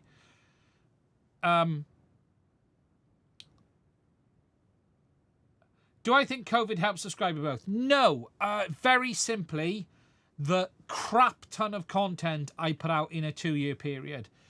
If you look at how many videos went out in a 2-year period on this channel, I was putting out 3 a week. That's what did it. On YouTube is quite simple. Content, and it needs to be content people want to talk about or listen to or watch. You can't just bang shit out and no one watch it, because it's not going to work. But the number one driver of growth is content. The amount of content you can deliver. YouTube is very simply a beast you need to feed. I did that 2-year period where we were doing 3 videos a week minimum. I've seen a dramatic fall off in the last month, 2 months, as a result of putting out a much smaller amount of content. A much smaller amount of content. I haven't cheated. There are channels which I could name, but I won't, that bought subscribers. Most of the channels, many of the channels you see with rapid growth have bought the subscribers. I can promise you that.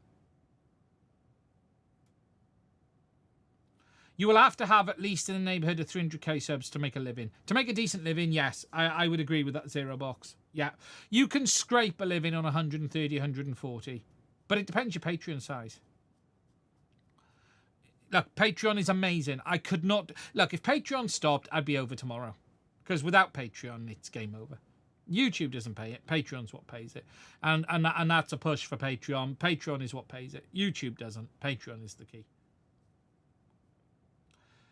Bought subs doesn't mean view channel growth. No, it doesn't. Exactly. But look, could I see it?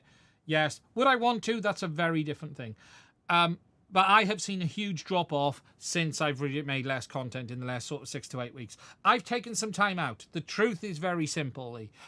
After the Cadex thing, after everything, I needed some time out.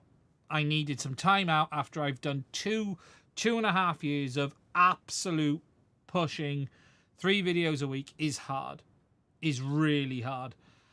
I do feel I've run out of stuff to talk about a little bit a minute. Just because there isn't that much going on. Come on, we all know your desk legs are choked up by cash. Yes, electric cash, because I can move the desk up and down.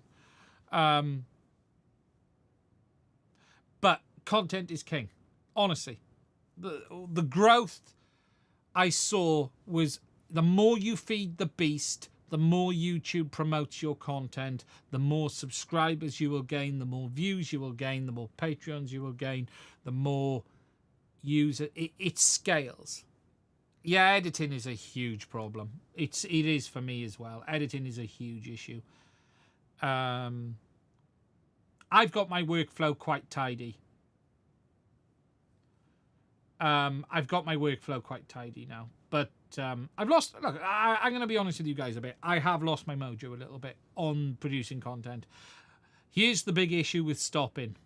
It's really hard to start again. And that's the problem. I took a period of time out and I've got buried in a bunch of stuff and I'm sitting here struggling to make content. I pushed that video out this week and I really found it hard. It's fine. It's happened before. You've got to push through it. And when you push through it, you get back into it and you get used to doing it. At the moment, I've got used to having my evenings back. I've actually got a little bit used to sitting down and watching a bit of telly. Here's something that people don't understand.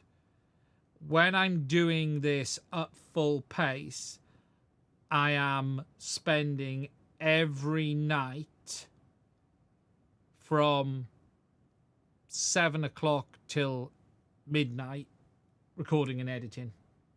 I'm spending almost every weekend recording and editing.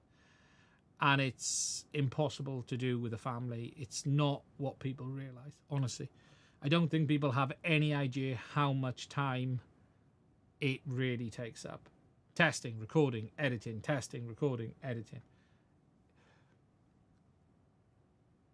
I could go down the other side. It's hard, and it's an incredible amount of personal time. And I have backed out a bit. I've then spent a bit of time, been away, family, then it's watching a bit of telly. I'll be honest, the last 4 weeks, I've watched more telly than I have in 3 years.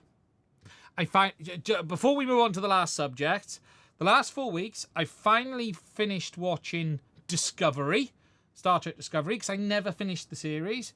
I've been watching the new program with what's it called? The gangster one, Guy Ritchie based. For those who've been watching it, The Chainsaw. For anyone who's been watching it, Mobland. I watched Mobland. I've started watching Strange New Worlds. I started to get into Strange New Worlds, and I'm catching up on stuff that I've missed for 2 or 3 years. What I'm now aiming to do is find a bit more of a balance. The 3 videos a week is just insane. It's like, I need to get back to at least 1 video a week. At least 1 a week, because I haven't been doing that. And that is on the cards again, and I need to get back into that. But yeah, it's hard. It's hard. But anyway, boo-woo, woe is YouTuber. Right, couple of things before we finish up tonight. Betaflight. Betaflight is, I guess, transitioning into a bit of a new world. And we've seen this from others. And we're now seeing a move into an online configurator. And if anyone hasn't seen this, Betaflight now has, and it's had it for some time, but it now has a proper online configurator. But this seems to be the way Betaflight is going moving forward. Now, this is quite cool when you have a look at it. Let me just grab a USB cable from under the table. I'm plugging a flight controller. This, oh, I don't want to upgrade the firmware, I want to connect. So this is the online version, version 11. What is interesting is when you look at the Betaflight devs and the release notes for the latest version of Betaflight, they are now recommending this as the configurator to use and no longer pointing towards the software-based configurator. They're now pushing into this. Looks a bit different when you see it, but it does work as expected, based in Chrome. It's more restrictive and controlled. They can simply lock you out. I don't like it. I think there's a world where there's both. I will be disappointed if we move completely away from a downloadable configurator. I like online ones, but I also like offline ones. It's the only way to easily make 4.6 configuration work. It looks... Oh, yours is in dark mode, is it? Yeah. You can install it offline. Yeah, I did have that pop up. I don't know where we do that, but I have seen that pop up at some point. I still prefer a downloadable one, but I don't know how... Does anyone know how you install this offline?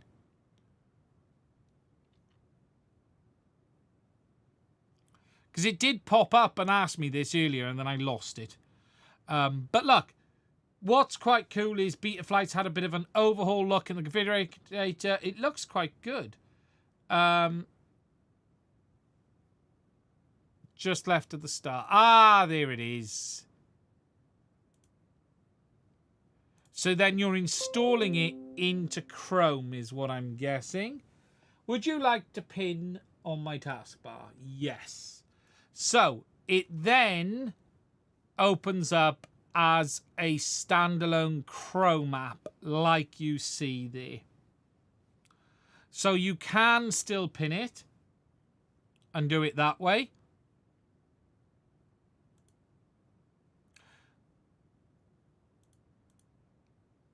And you can then see under the app info. And it is available to use just like a normal app. I've pinned it down the bottom. So look, it is there, but this is how it's going to be moving forward.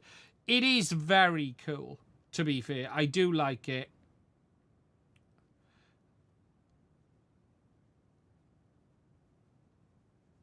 And it has, as far as I can tell, pretty much most of the stuff we want in there. Everything's definitely had a bit of an overhaul and a different look to it. You've got everything there you would expect. But we are moving into a world where you're going to be using more of an online configurator with the ability to download it offline compared to downloading and installing separate software. This definitely makes it easy. That's for sure. If we look at the update firmware section, yeah, pretty much looks the same. Detect the board. We've got the additional options over here as well, which is cool. Custom defines if we want it. Yeah, pretty good. Looks pretty much the same as everything else we've seen before, really. So, look. This is the future. You can get it at app.betaflight.com is where you can go to get it. Shame it's not really an EXE.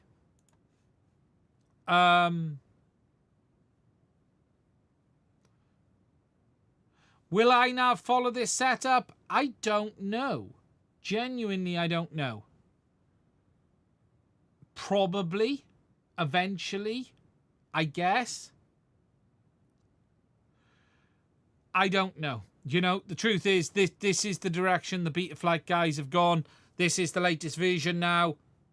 I'm not a... Look, there's no question it does make life a lot easier, but there are people who like to have a roaming PC.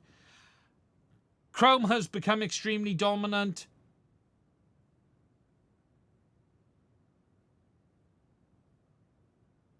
Chrome has become worryingly dominant.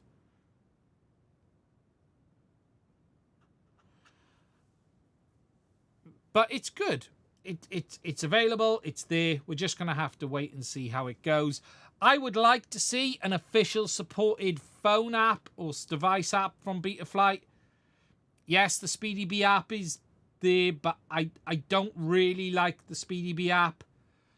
Too much advertising tied to a manufacturer. Basically, SpeedyBee have far too much control over the app side. I would rather it was independent. That is something I'd like to see change. I know the SpeedyBee app is good. There is a... Yeah, has it caught up? I haven't looked at the Betaflight Android one for a long time. SpeedyBee seemed to be the current one. I haven't seen how it's caught up. I would like to see it definitely have caught up to the likes of SpeedyBee. That's for sure.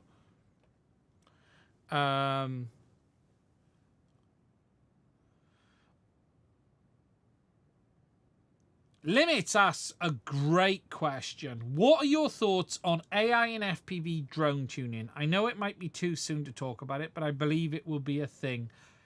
Absolutely. Look, Tuning is actually very simple. If you think about what PID tuning is, PID tuning in its very basic form is making sure the quad behaves as the expected inputs determined. So, your P gain is your push. How much push does it want to take the action?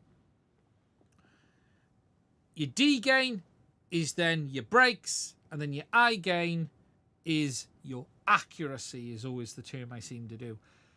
AI is perfect for this because it's about tuning to a desired output. In fact, it makes more sense for AI tuning than probably anything else. And then you've got all of the other stuff that we've layered up over the top over the years. Hell, it's at the point where there should be just some really decent AI algorithm built into the flight controllers. Okay, look, you've got auto-tune now, which is basically doing it. But AI would be able to do a lot more around the filtering and all of that side of things. I think where AI could absolutely... It's going to take a lot of data. And what has... Is there anything that has more data on tuning than these guys? Could I see there being a Betaflight AI module for telling you how to best tune your quad based on your logs? Absolutely. Where it takes in all of the logs data and uses that to build up its, you know, it uses that as the training set. It's a no-brainer. Is there a place for AI in FPV and drones? Look, AI will be massive in drones for search and rescue detection and all of that stuff. You know, it has the ability to see things that the human eye can't. Detect patterns that the human eye can't. FPV is a bit more complicated. Sorry, a big yawn there. FPV is a bit more complicated. I think in FPV it becomes a tool to get you the desired output, tuning, a tool to tell you will these components work together, a tool to help you build something and use something.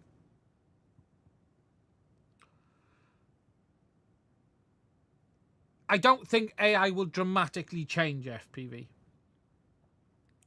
But here's another thing. There is a lot that AI will improve that FPV will benefit from. So, if you take NVIDIA or Jensen has openly said the current crop of GPUs would not have been possible without AI. And the reason for that is they're now basically using AI to help them make their masks and their CPUs and their GPUs. AI will have a dramatic effect. As an example, PCB routing. Okay? We've had PCB routing for years, but AI PCB routing will allow a far more organic design.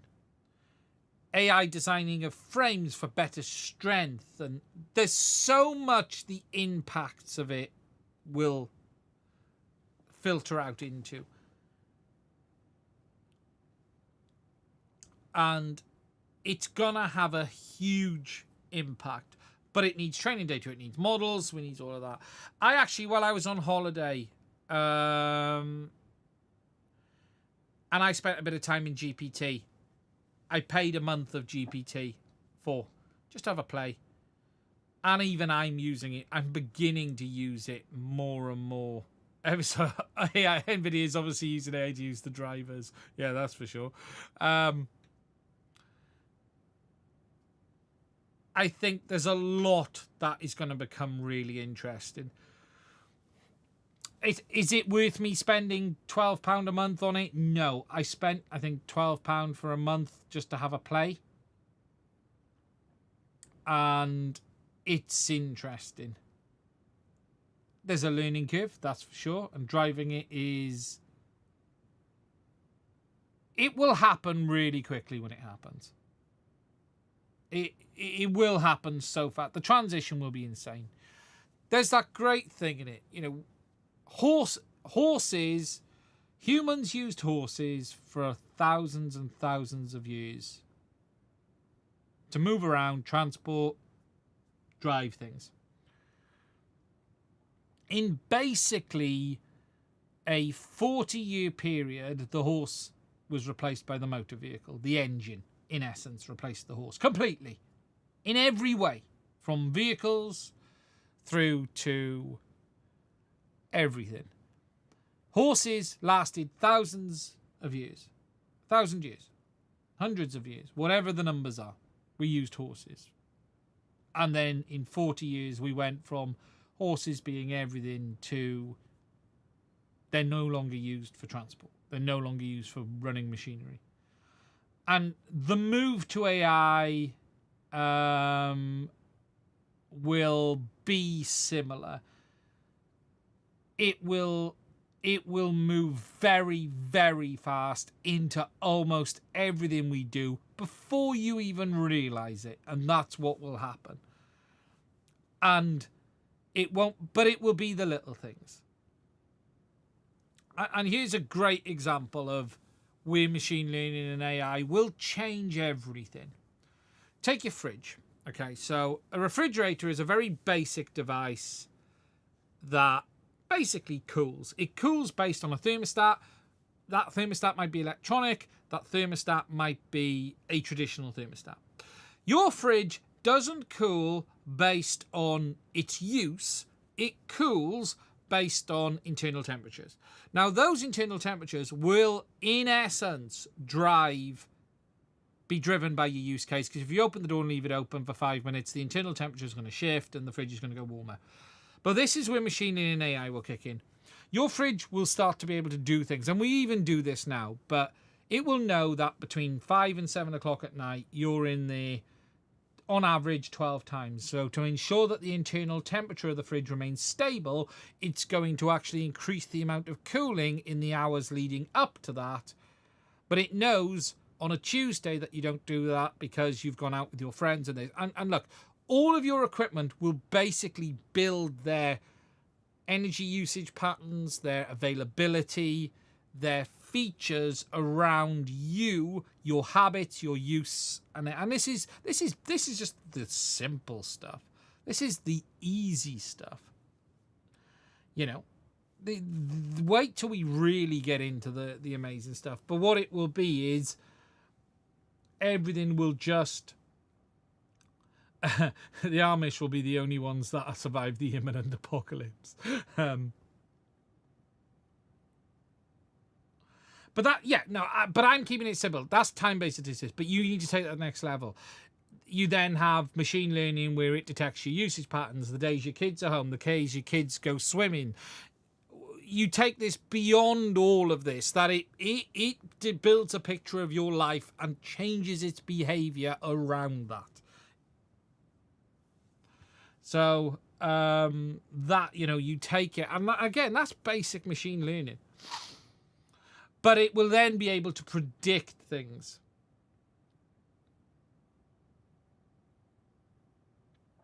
Don't forget the credit score. Will we have enough credits for a fridge and we'll not tout you on illegal meats? Yes. Look, from today, I still struggle to really find the benefits of AI, if I'm honest. It's been cool for some stuff. I was doing some scripting that I needed fixing. I couldn't find out what was wrong with it. Piece of scripting, and I couldn't find what was wrong with it. And in the end, I was going round in circles. And I stared at this. And in the end, I pasted it into Microsoft Copilot and asked it to tell me what was wrong with this piece of Java scripting. And I had a freaking comma in one place I shouldn't have. I couldn't see it. I couldn't find it. The error wouldn't tell me where it was. I'd spent time staring at this and I just couldn't find it. So in the end, I pasted it into Copilot and I said, tell me what's wrong with this scripting. Found it instantly. Instantly just went, you know, this there thing, and pasted it in, it worked. And I was the idiot who spent an hour looking at this. things like that, it's incredible for.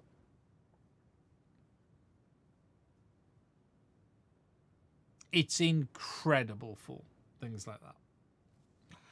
Right. Let me just check what I put in the dock for tonight.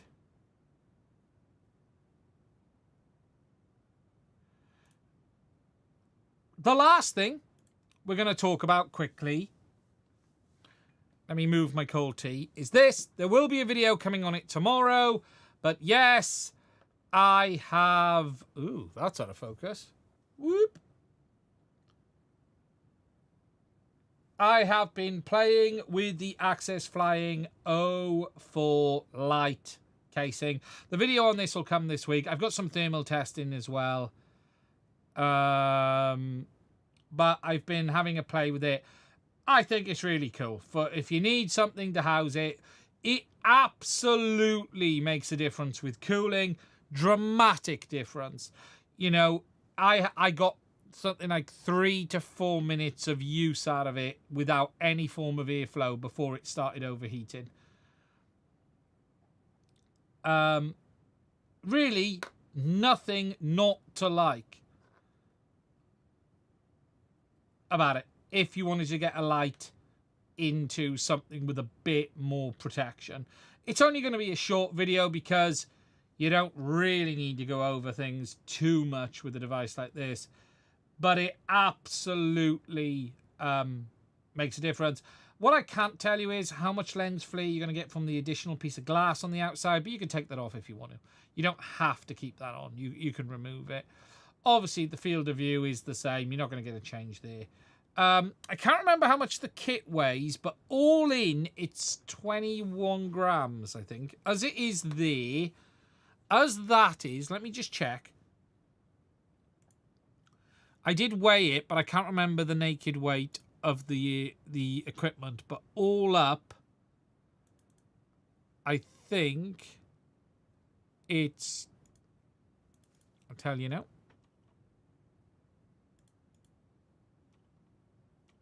20.69 grams.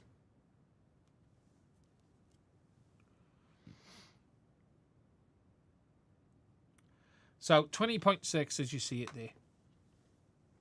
So, yeah, pretty good. Pretty good indeed. Really, there's not a great deal to say about it. It's very well made, nicely put together, does what you ask it to do. If I just show you on the thermals a little bit. I just show you there. You can see on the thermal camera.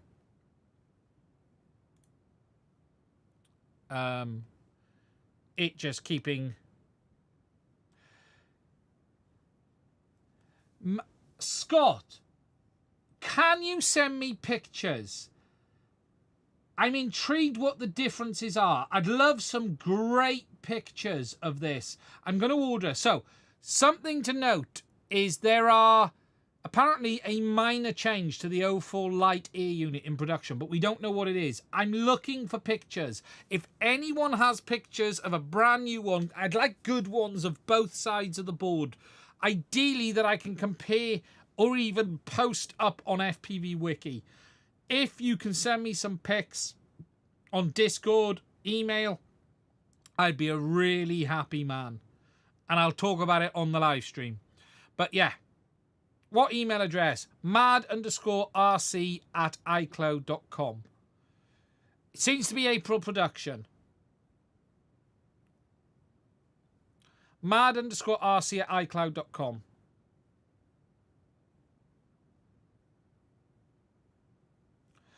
Yes, well, the air unit runs cooler. The board looks hot, but the air unit runs cooler. But yeah, it absolutely dissipates the heat. Absolutely dissipates the heat.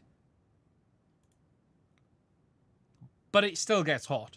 It's always going to get hot. Gets to about 70 degrees. You're going to still need airflow. It isn't going to allow you to run it without airflow. Needs a cooling fan. Yeah, or airflow. If you got airflow and cooling fan, it's going to be absolutely fine. And you can there see the back of the camera, just showing you the camera. It makes a good difference to the camera as well. But it's a nice little mod if you were looking for it for your ear unit. So that's that. So if anyone has an April production 04 Lite, I'd love good images. I think that gentleman is going to send us some. I am intrigued what's changed. I suspect it's just a bomb change, is what I suspect. I'm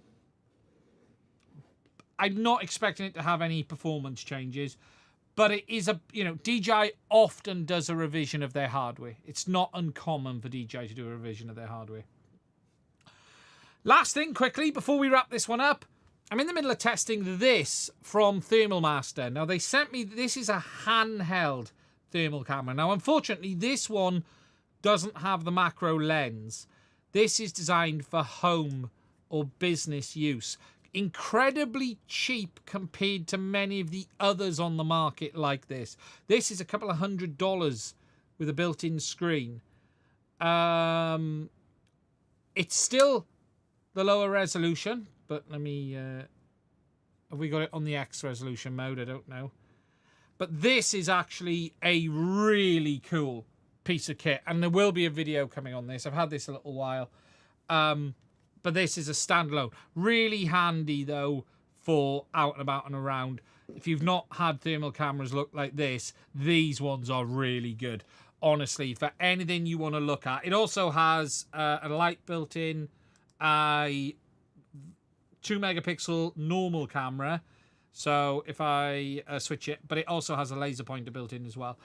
But this is very cool for general use. It does look like the FLIR ones, yes. They are definitely aiming at that world, but their price is nowhere near. It is still quite low resolution. It is still 256 by 19 something, but it does have the super resolution option on it. They also have software for this. If I go on the desktop view, right,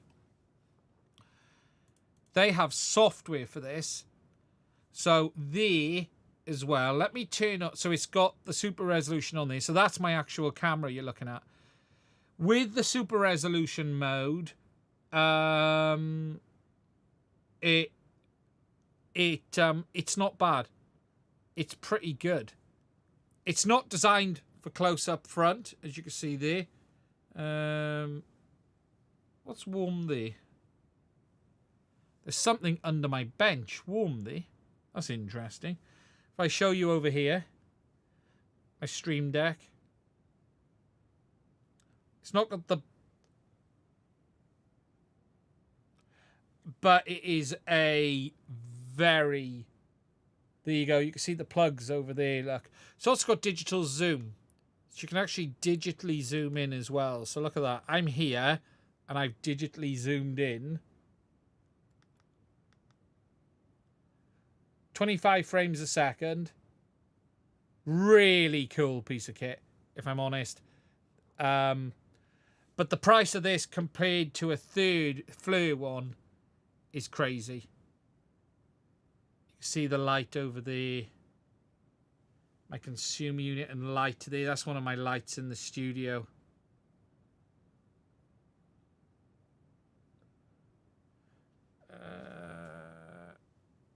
What I do like the digital. So see, you can see there. There's heat there on that switch.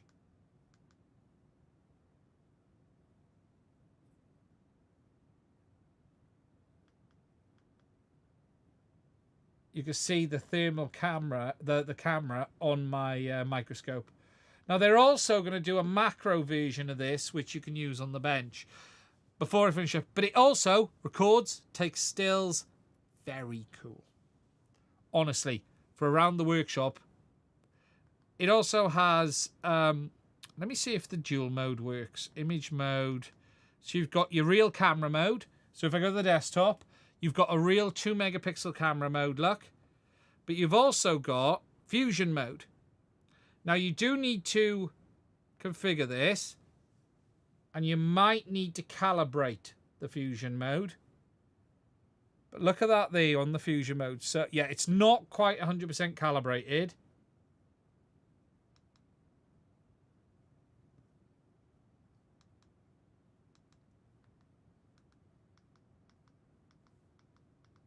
So you can adjust the brightness in the fusion mode. So you can see there, look, I'm switching between. So that's the live mode. It's quite dark over there. So if I point it at my stream deck, right? And then you can see me adding in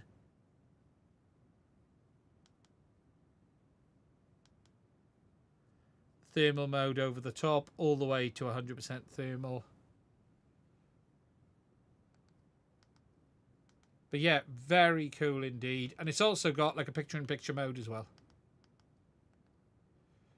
Just to show you, before I go, before you the difference with the super resolution mode on and off. So that's it off there. That's it on there. That's it off.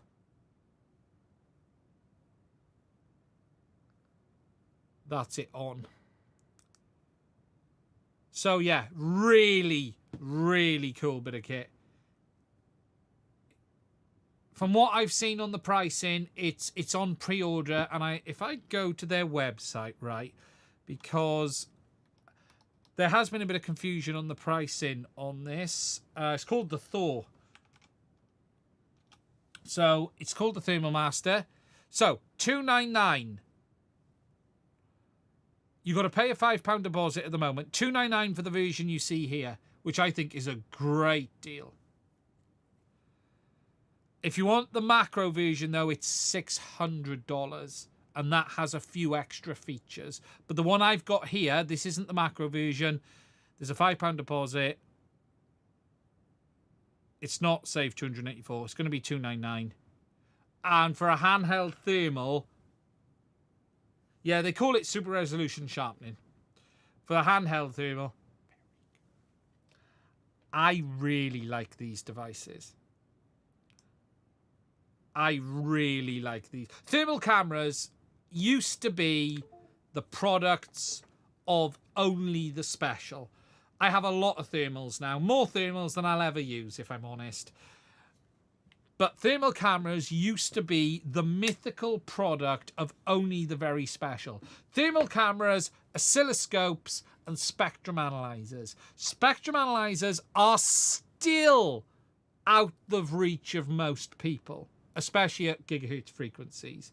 However, thermal and oscilloscopes are just in everyone's hands. When I was years ago, when I was working in the field, these things didn't exist. This would have changed my life when I was a young electrician many, many, many moons ago. This would have changed my life. Honestly, the gear that's out there now for trades is just incredible. Just incredible. Honestly. It's really cool. Really cool. Yeah, it's just, it's a good, there's a lot of really great tools out there. But right, guys, let's wrap this one up. Look after yourselves, stay safe. Please do consider checking out my Patreon. I want to say a huge thank you to everyone who does support on Patreon. But as I said earlier, if you want to support my channel, please do consider checking it out. I want to say a massive thank you to all my Patrons. We would not be able to do this without your support. Anyway, that's it from me. Stay safe, look after yourselves, and I will speak to you soon.